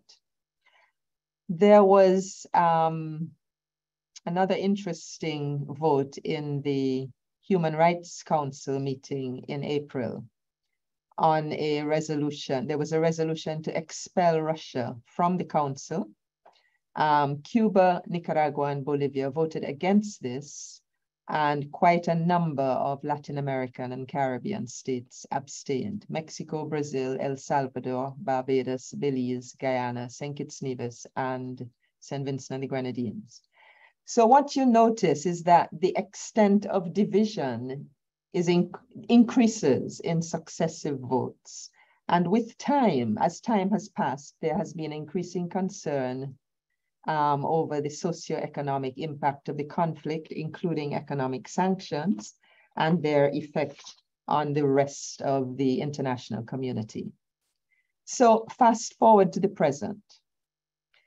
If you look at communications coming out of CARICOM meetings today, over the last couple of months, there has not been much explicit mention of the Russia-Ukraine war. The focus is rather on countering the emerging socioeconomic threats and climatic risks, which have been compounded by the war. So some significant developments include the CARICOM Agricultural Conference in May to develop the regional food security plan that was announced earlier in the year. And there seems to be some energy behind that at the moment. I think we all hope that that will continue. And if we don't think much good will come out of this conflict, but if it can really get Caribbean countries to focus on food security, that will be a tremendous benefit for us. There was also very cautious optimism after the Summit of the Americas consultations with the United States on economic and climate change cooperation. Let us hope that we see real implementation there also. The Foreign Ministers Conference in May focused very much on strengthening CARICOM hemispheric relations and on increasing Caribbean visibility and effective external advocacy by more strategically leveraging joint meetings with other councils, SICA, the European Union, and important bilateral agreements that CARICOM has. And another focus continues to be relations with the European Union. So what is the longer-term diplomatic outlook for Caribbean countries vis-a-vis the Russia-Ukraine war? We are now in the later phase of the war, and not many prospects for an early peace. Basically, we seem to be looking down the corridor of a long, grinding conflict with escalating difficulties. There is little mention of the war in our current diplomatic initiatives. The focus is on stemming the war's impact on economies and populations, achieving greater food self-sufficiency, diversifying energy resources towards locally available renewables, obtaining climate finance, and loss and damage arrangements for climatic disasters. While the war is mostly unwelcome, global reactions are quite varied. The war is reconfiguring Europe and Central Asian landscapes. Those changes should be closely followed by the Caribbean. Caribbean small states also need to really increase their dialogue with Southern partners in Africa and in Latin America for better mutual understanding and deeper insights into different actors' perceptions of and responses to the Russia-Ukraine war. We really need to make sure that we understand what is at stake for our South-South partners and what we can expect in terms of their commitments in future. To conclude, our diplomatic space has narrowed.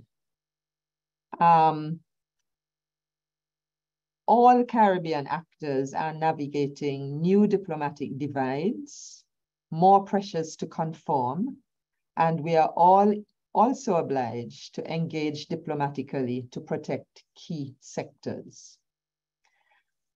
One interesting variable, the Russia-Ukraine war, may break the US-Venezuela stalemate. That's not at all given, but there have been overtures by the United States, rather cynical overtures because it only has to do with Venezuela's energy potential, but overtures to lift economic sanctions and to resume Venezuela's energy exports.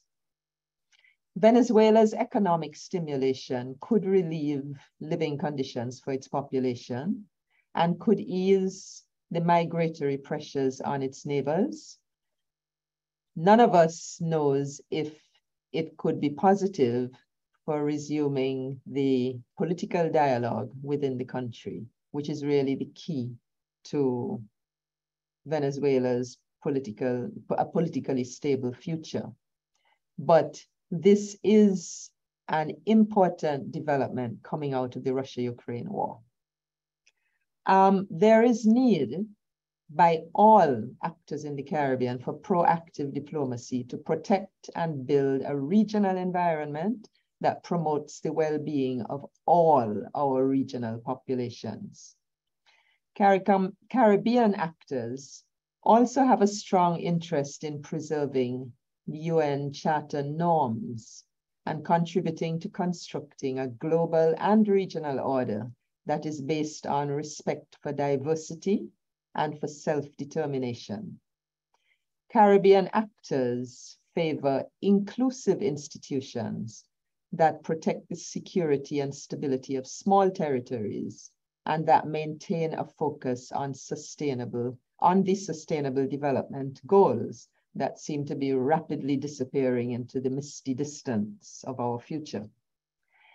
Caribbean strategic interests include inclusive engagement and solidarity with all territories in the Greater Caribbean, strengthening social and economic integration with a rapidly evolving Latin America, while equally deepening our cooperation with traditional partners and diasporas in North America. Thank you very much, Madam Chair.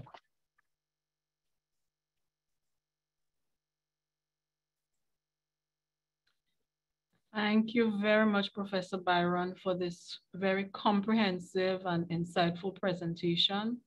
In the interest of time, I will just propose if the presentations can be shared with the audience, of course, after it has been edited. So I will refrain from providing a short summary and then move straight into the question and answer segment. We have about 15 minutes for the many questions that we have from the audience. So I will pose questions to the panelists, about 4 of them at a time, and I've selected questions that each of the panelists should be able to, will be able to comment on, because they are in the various areas that you're presented on. So the first question is from Kevin Liverpool, and he asked, what political implications does the use of the terminology Russian invasion have as opposed to calling the situation a war? That's the first part of the question. And the second part is, where do the narratives of Caribbean leaders fall between those polarized ends? So that would be a question for Ambassador Phillips-Spencer, possibly. And then there are questions on food. There's a question on food security from Minnie Tambi that Dr. MacDonald or Dr. Romero, or both of them could answer. How can Caribbean countries work together to harness the overhanging food security? Are we ready to cooperate and link policies to get this problem under control? And then we have a question on poverty in Latin America and the Caribbean from Osiris Senghor, who asked, in relation to the war's exacerbation of poverty conditions in the Latin American territory, how, if at all, will this war change the current trends in migration, legal and illegal, particularly as it relates to Venezuelan migrants? And is this a major concern for Latin American governments in comparison to other issues such as food security, gas prices, etc.? So I will ask all the panelists to just chime in and respond briefly to those questions, you know, in your specific area of expertise and presentation.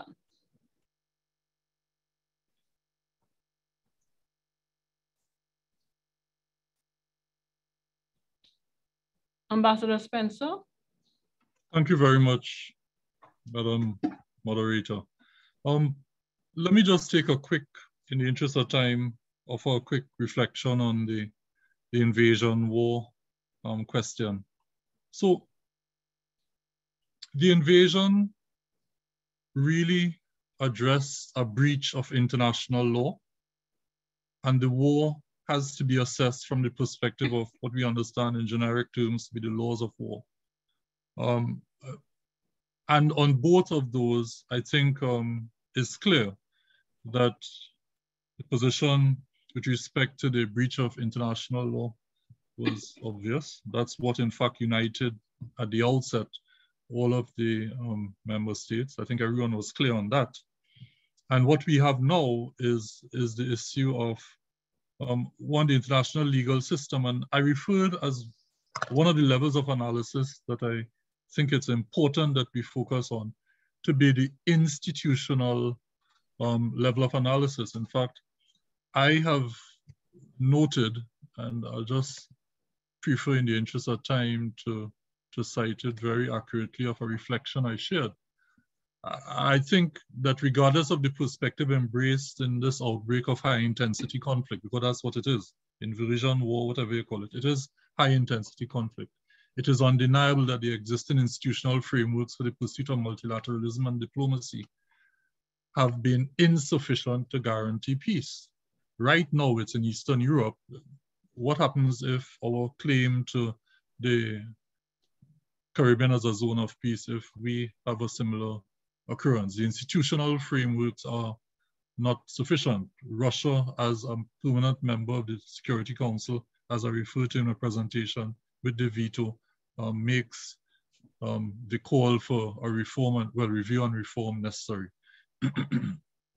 And then, you know, it's interesting that the Russian invasion of Ukraine has also revealed inadequacies even in the long-revered dominance of NATO for providing deterrence. That's why I made the point. Russia has now come to the point where Russia will not accept deterrence except on its own terms. And someone in the questions posed the matter of, you know, the individual level of analysis, another one I refer to, and I make the point. President Putin, and I'll end with this, President Putin served for 4 years as prime minister and then became president for 8 years. In those 8 years, you know what he discovered? That Russian military and economic power and information power was deficient. That's when he tried to sail some Russian naval vessels into the Caribbean. He went back into the bowels of the Russian system for 4 years as prime minister. And it's interesting, as soon as he came back, he went to Crimea. And then, it's no surprise, he is now in Ukraine. At the individual level of analysis, and that's why I'm saying that, you know, the Caribbean will have to come to terms with this as an opportunity for crafting our own approach. Nationalism, unilateralism, and an appeal to sovereign individual action is what is driving the Russian action. And we continue to stand with others in pursuit of not nationalism, globalization, not just sovereignty, but we want global governance and institutions that provide that. And we don't want unilateralism. We want to be able to rely on multilateralism and diplomacy. Now, we know the costs, there are costs on either side of that divide. And this is why I think the opportunity for us now is to really buckle down. I've made the point I've written elsewhere. We need to find, the South-South cooperation, multi-regionalism is what I call it, find across the globe those of us who share our own interests, and let's construct and create our own space for being able to stand up. I make the point often that we need a Bandung 2.0. I'll stop there. Thank you very much. And the other question, food security, Dr. Romero and Dr. MacDonald can just say a little bit on whether you think that the Caribbean is ready to cooperate and link policies to get this problem under control in food insecurity.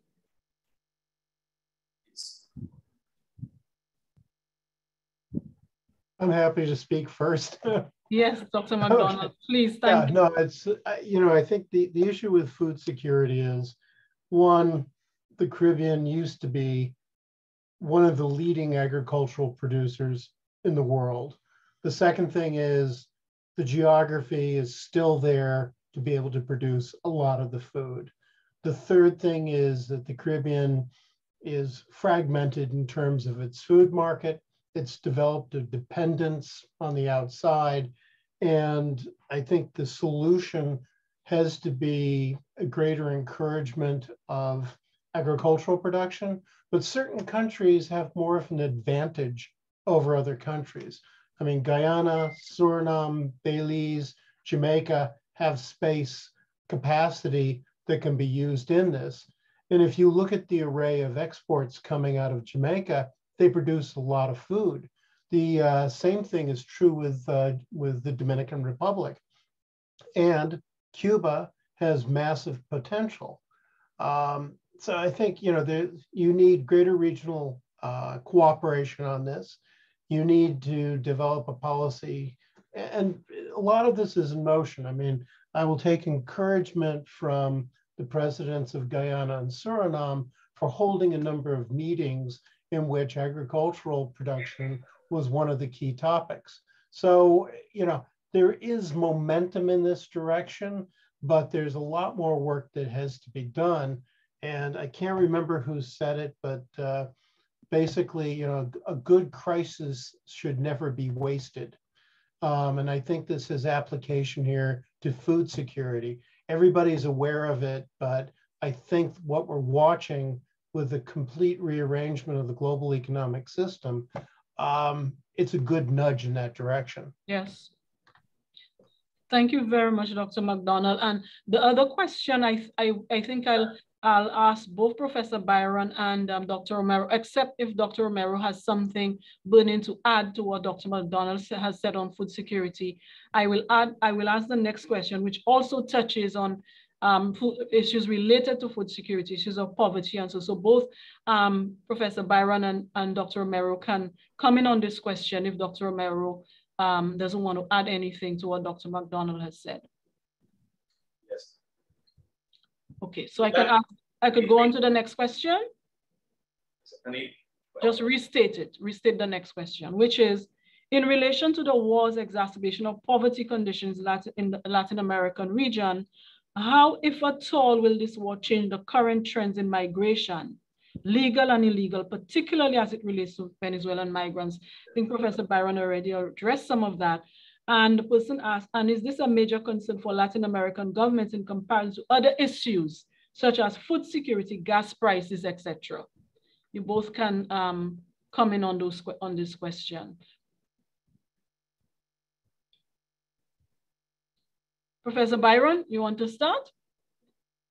Yeah, I can start I actually had a small comment on the food security one. We're not going to get the food self-sufficient. Well, we're not going to be self-sufficient, but we are not going to really make a major dent in distributing and consuming our own food until we get the transport system right. And we also start practicing good phytosanitary, not just phytosanitary controls, but not just using those. In the Caribbean, we tend to use those things as a way of keeping out each other's products. And we need to get beyond that if we are ever really going to eat each other's food. So I think that is we have to look at those things. It's not going to be enough to just grow and to just produce. But if that food is going to flow from one Caribbean country to another, we have to put in place the policies and get a proper transportation system going that will take both people and products from one country to another. I'm on the point of buying my own boat to get across the Caribbean. Anyway, that's enough on that point. The second thing,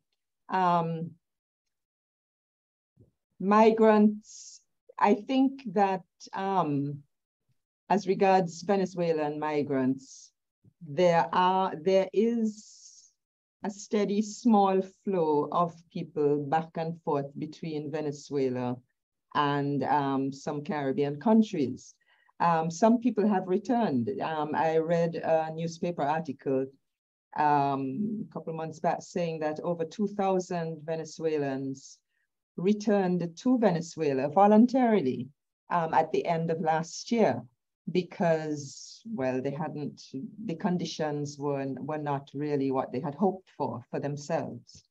So there are returns. You also see accounts of people returning from Colombia, for example. But generally, when economic conditions improve or when the political conditions improve in a country from which migrants have left, people don't just drop everything and go back home, you know, they wait. They wait for a year, 2 years. They wait to see if it's going to last and if it's really going to be a sustainable, better prospect for themselves. So I think we should remember that as well. So it's, you would have to probably take a 5-year trajectory to see what improved conditions in Venezuela be met with by Venezuelan migrants. But what I can tell you is this: Venezuela did not have a history of people leaving the country. Venezuela had people loved their country, they were happy there, and they were comfortable there. Venezuelan migrants to other countries were among the lowest in the continent. In fact, Venezuela had a history of welcoming migration from other Latin American countries and of providing a home for political refugees from other countries. And so if Venezuelans can go back home comfortably, they will do so. Thank you, Professor Byron. Dr. Romero?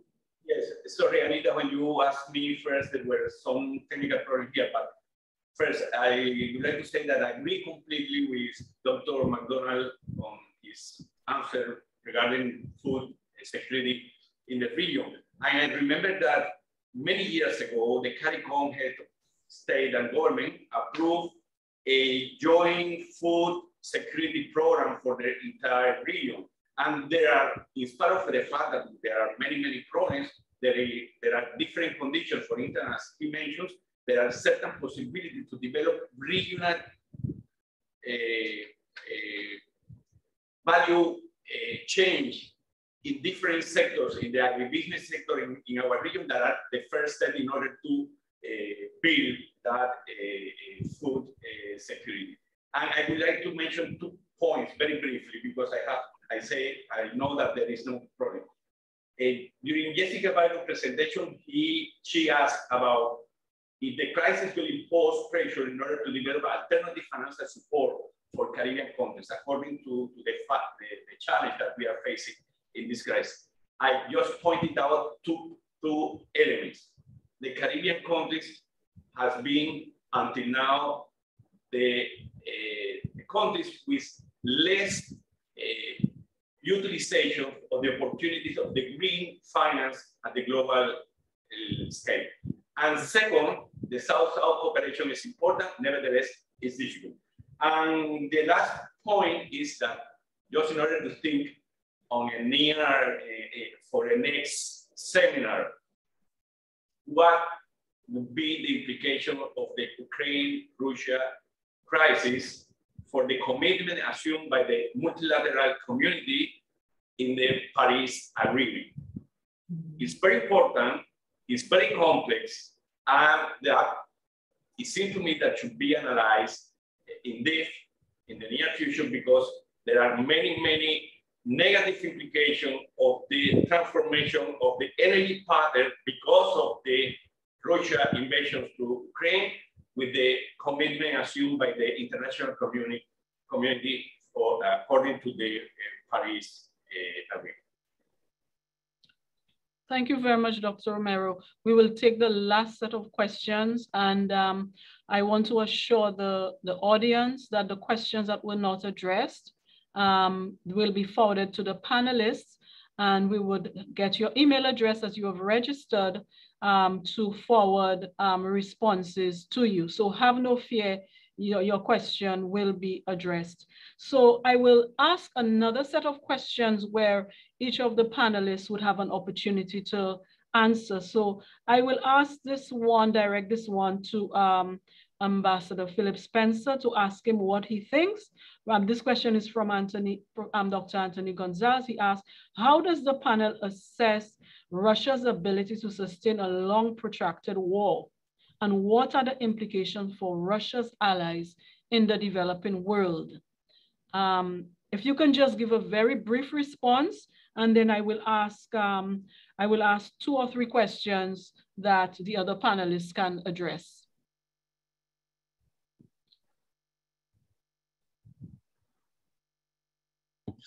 Thank you very much. Yeah, so I made the point that when President Putin went back to be the prime minister, he spent those 4 years effectively trying to build up the Russian Navy and so on. In fact, Admiral Stavridis commented on that in his book. You know, victory for Russia, from my perspective in Ukraine, is right where they are, where they could ensure that they have access through the Sea of Azov into the Black Sea and have their own guaranteed means of extending the economic reach and relations there. Right now,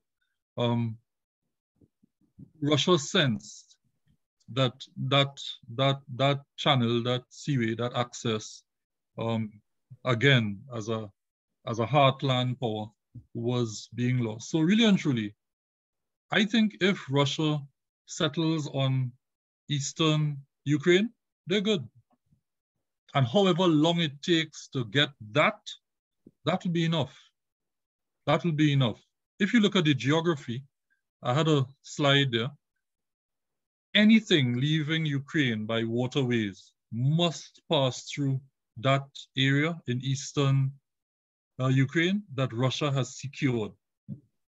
They seized the beachhead in Crimea years ago and then came back and covered the whole eastern flank of Ukraine to make sure they had access to the Sea of Azov into the Black Sea.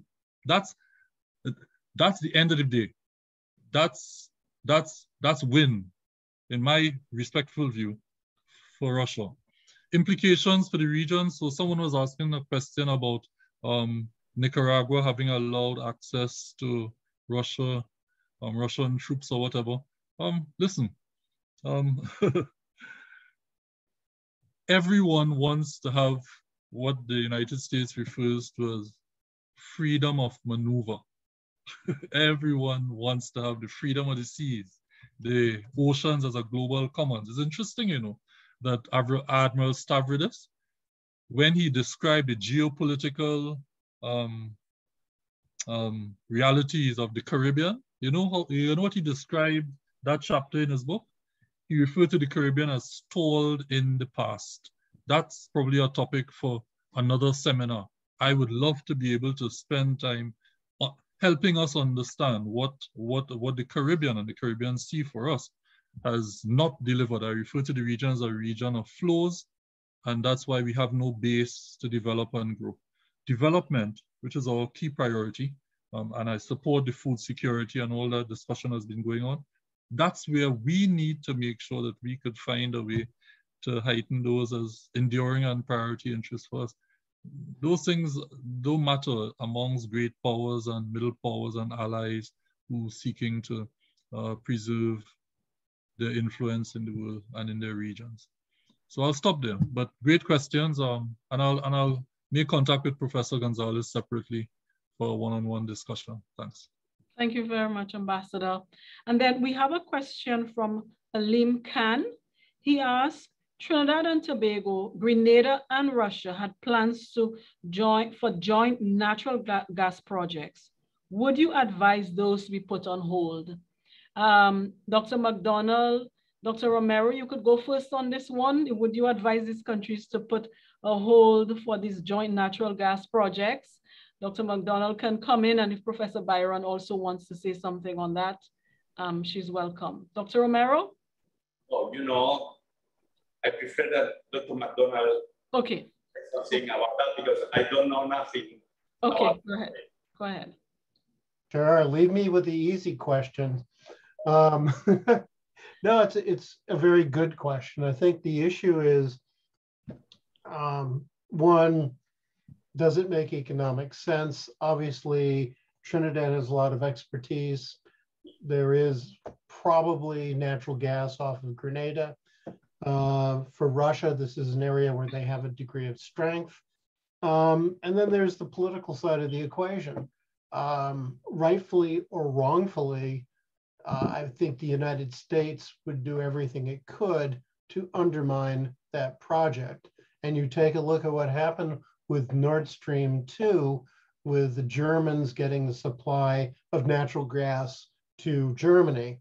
That basically is a done pipeline, with the exception of, I think, about 20 miles inside Germany. It never got finished. And it will probably, you know, the way the world is going, it probably won't see a function. So I think there's the economic side of the equation, and then there's the political side of the equation. I did want to add one point going back to Ambassador Phillips-Spencer's comment on the question we just got, and it also ties in with Professor Byron's comment about Russia's sustainability in a war. There's a number of quick things since we don't have much time, but one, the Russians are very determined, and you want to see determination. Look what happened to Chechnya. It took 2 wars to bring Chechnya back into the Russian fold. And in 1999, 2000, the capital city of Grozny was leveled, okay? After that, it became a lower level insurgency until 2017. Russians didn't go away. They're not going to go away in Eastern Ukraine, to Ambassador Phillips-Spencer's point on that. I fully agree with him. For victory, if they get that chunk of land in Eastern Ukraine, supply Kherson, which is a big source for water for Crimea, that's kind of that's a victory that Putin can claim. The other thing is the Russians already have started an alternative financial system to counter SWIFT. Russians are very happy that they're able to use a credit card. It's called MIR. It's built on the back of a program called National Payment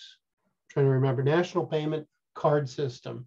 It was created after the 2014 sanctions were leveled against Russia. It went into motion, I think, around 2017, and they're doing transactions. And you can use the MIR card, I think, in UAE and Bulgaria and Thailand, we're talking about it.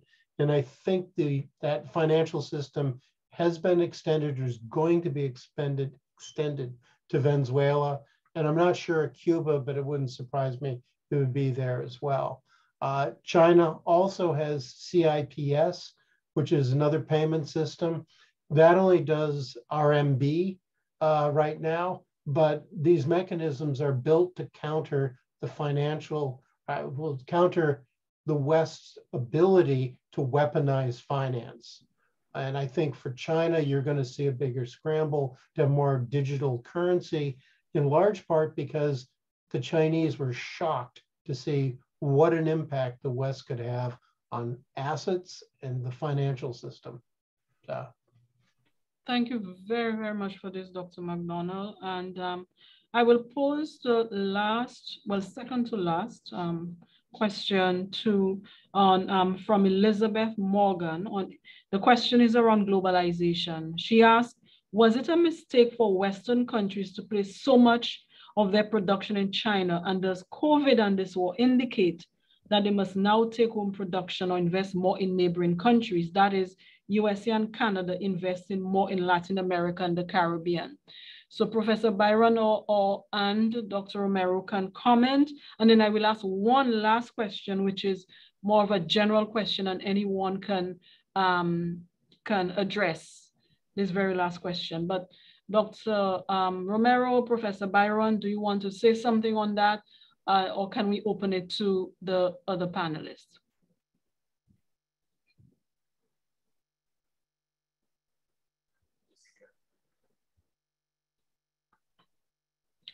I think I'll leave it for Tony to develop to develop that question. Yeah. So Tony, you go at that one.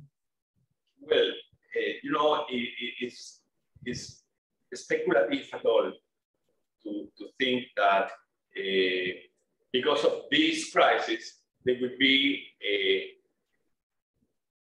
big push of Canada or Europe, United Nations capitals in order to be investing and promoting a new process of internationalization, external economic relations with Latin America and the Caribbean. But there are very, very important differences, because when you analyze the region of the Latin America and the Caribbean, there are a completely different situation when you look at South America to Central America and to the Caribbean. In the case of the South America, many countries in South America in this moment has China as its most important external economic partner. For many South American countries, they are specialized in commodity exporters. That is not the case of Mexico and Central America, that have a strong relationship with the United States, with a production specialization pattern that in this case is just based on manufacture.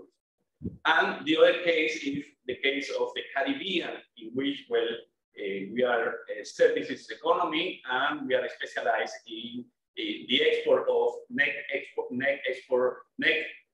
exporter of services.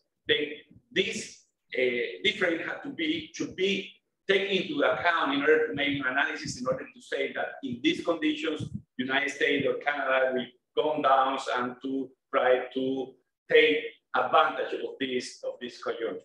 That is not the case of Cuba. Cuba is an special country. And as Jessica said, and I remember that I promised yesterday that I would mention something about Cuba and Russia, but I will try to summarize the general impact in the region. But as Jessica Byron said, in the case of Cuba, Russia is a key external and not only economic, also political partner. In order to understand the reaction of Cuba to the invasion of Russia to Ukraine, as Jessica said, diplomatically speaking, the Cuban government said that the rule of the United Nations Charter is important, that we have to avoid and we have to try to solve the problem using diplomatic tools. But Cuba abstained. Let me say you something. Russia is among the five most important external economic partner of the Cuban economy during the last 10 days. Second, as Jessica said, we were expecting, after the crisis by the pandemic, to reopen our borders and to try to attract the Russian tourism that was going to Dominican Republic. And that started, but immediately was sharply stopped because of the sanctions against Russia because of the crisis. Third point, we were renegotiating our external debt with Russia just before the 23 of February. And the renegotiation of our debt with Russia was going to the Duma, the parliament, the Senate, at the Duma, 3 weeks after the crisis. There were elements that should be taken into account by the Cuban diplomacy in order to say, well, there are certain principles in terms of the external policy, but at the same time, there are certain interests.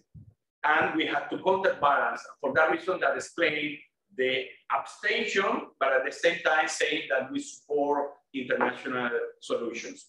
In the case of Cuba, it's different, that situation, because China and Russia are two of the most important external economic and political partners of Cuba.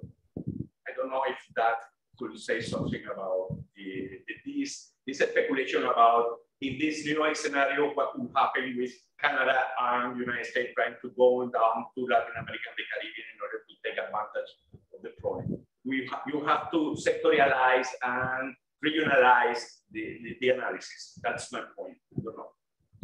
No, this was, you very much addressed it, Dr. Romero. I think I'm going to end the questions here. And that general question, I think I will leave it for the panelists to respond to via email to our distinguished audience. All the presentations were so excellent, and I'm asking on behalf of the persons who have asked the questions in the chat, but for my own benefit as well. Every single presentation was so insightful, comprehensive, and I learned a lot from the presentations today. And the question and answer segment as well was quite insightful, and we saw the enthusiasm and the interest of the audience by the many questions and by the variety of questions that were asked. So I just want to say thank you to each and every one of you. And now I invite our master's, our MPhil student, Mr. Mikhail Beng, to offer a formal vote of thanks. Mr. Beng? Thank you so much, Dr. Montut, for the floor. So first of all, the privilege really is mine as a researcher here at the Institute of International Relations and the wider University of the West Indies to really thank all of our participants, and particularly our organizers, for the really great job that they did here today. So to the Caribbean Policy Consortium, we really thank you for your initiative and your continued efforts in really forwarding an agenda that promotes research, discussion, and idea sharing that is of direct relevance to the Caribbean region and the wider hemisphere. I could say safely that the Institute really appreciates the relationship and looks forward to further efforts in this regard. To our panelists in the presentation, in the order that they presented, firstly, Ambassador Anthony Phillips-Spencer, who we should, is incumbent upon me to say that we really treasure him, firstly, as a patriot. And we really appreciate his contributions to our discussions today. He really laid out a broad historical overview and the context of the issue that we face currently in terms of the Russia-Ukraine war, and really gave a theoretical backdrop that we believe would be particularly useful. We really appreciate him taking the time, particularly given how busy this month would have been for him specifically. To our dear friend, Dr. Scott MacDonald, we really thank you, sir, for bringing your extensive experience and expertise to this panel. Your emphasis on economic statecraft, the existing process of deglobalization, which is taking place, are things which we, and concepts which we would duly note and make sure to remember. So we really appreciate you taking the time, sir, and we hope that you would join us here soon once again. Thank you, sir. To our dear friend, Dr. Antonio Romero Gomez, your unique perspective, sir, and your emphasis on very important and relevant concepts to the Caribbean region right now, in particular food security and trade, are things which we really would internalize. We deeply respect and appreciate your knowledge of the wider Caribbean region. And I could also say safely that the Institute really appreciates cooperating with you and the Institute that university that you represent. So we thank you so much, sir, for being here.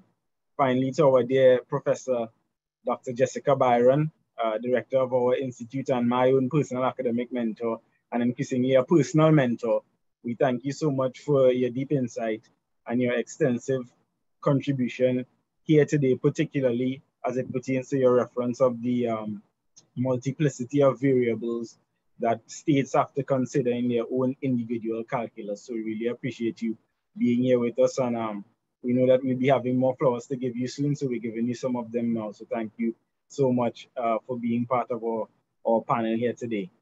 Finally, and certainly not least, to the wonderful Dr. Montoot. We know you were given a demanding task in managing much of what took place here today.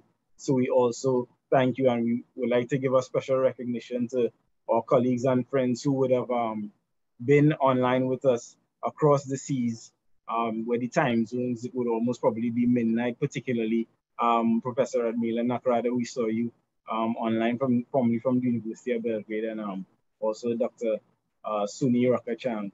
We thank you for being with us. We thank everyone for being with us, and we really hope to see you soon. The university has a host of events coming up soon, so we thank you all. Have a great night and be safe, and may God bless us all in our various countries. Thank you very much.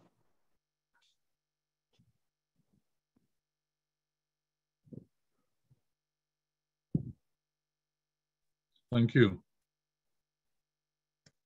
Thank you very much, everyone. I think we are supposed to... Are we supposed to stay for a screenshot? Yes, I was about to say that we need to take a photo with our cameras on. Chelsea is doing it. Chelsea? I'm gonna do a screenshot. So I've taken a couple, but let me just get I didn't get everybody focused, so that's what I wanted to know. So I'm gonna do the screenshot now. Okay, ready on 2. 1, 2. So where's Mr. Bing? Is he still here? Is he going to join as well? Got it. Well, his name is a there you are. There you are. There he is. Okay, let me Can we all put our cameras on? All right, so again on 1 and 2, look at the cameras. And I got it. Thank you. Thank you. Thank you. Pleasure. Thank you, everyone. Thank you so much. Thank you for your session. Good. A pleasure and an honor. Nice working Thank with you very much, Professor Byron. And it was a pleasure and an honor for me too, Ambassador. It was great working with you all, and special thanks to our moderator and our voter of thanks, and Tony. You were great. You were Thank great. you so much for joining us. Very good. Bye. Thank you. I learned much today. Thank you. Yeah, me too. Bye. I think we all did. We all did. So the presentations, do you agree to share your presentations via the Institute to the participants, those who registered? So, yes. I would love to get your presentations. No problem. No problem. Yeah, so I'll send it. Okay. Mine was typed, so that's ready. Thank you so much. I will type mine up for you. Yeah, and we could forward it. You could forward it to me and Michelle, and then we can Michelle can facilitate sending it to the participants. And the questions as well will be sent to you, so that you could add, any insights based on the questions to your presentation. I promise them. Go ahead. And the references that I use, I will include them. So if anyone wants to refer to them, yeah, of course. I think yeah, that was excellent background and context, Ambassador. Well, you know, that's the old strategic security thinker as a military officer. Old habits die hard. I think some of the audience would find that very interesting. Yeah. Oh, okay. 35 and a quarter years. It's hard to ditch that. Yeah. Yeah, good. Okay. Thank All you. right. Bye, Bye-bye. everybody. Bye-bye. Care. Good night. Take care, Mr. Bing. Bye. Good night. Yes, sir.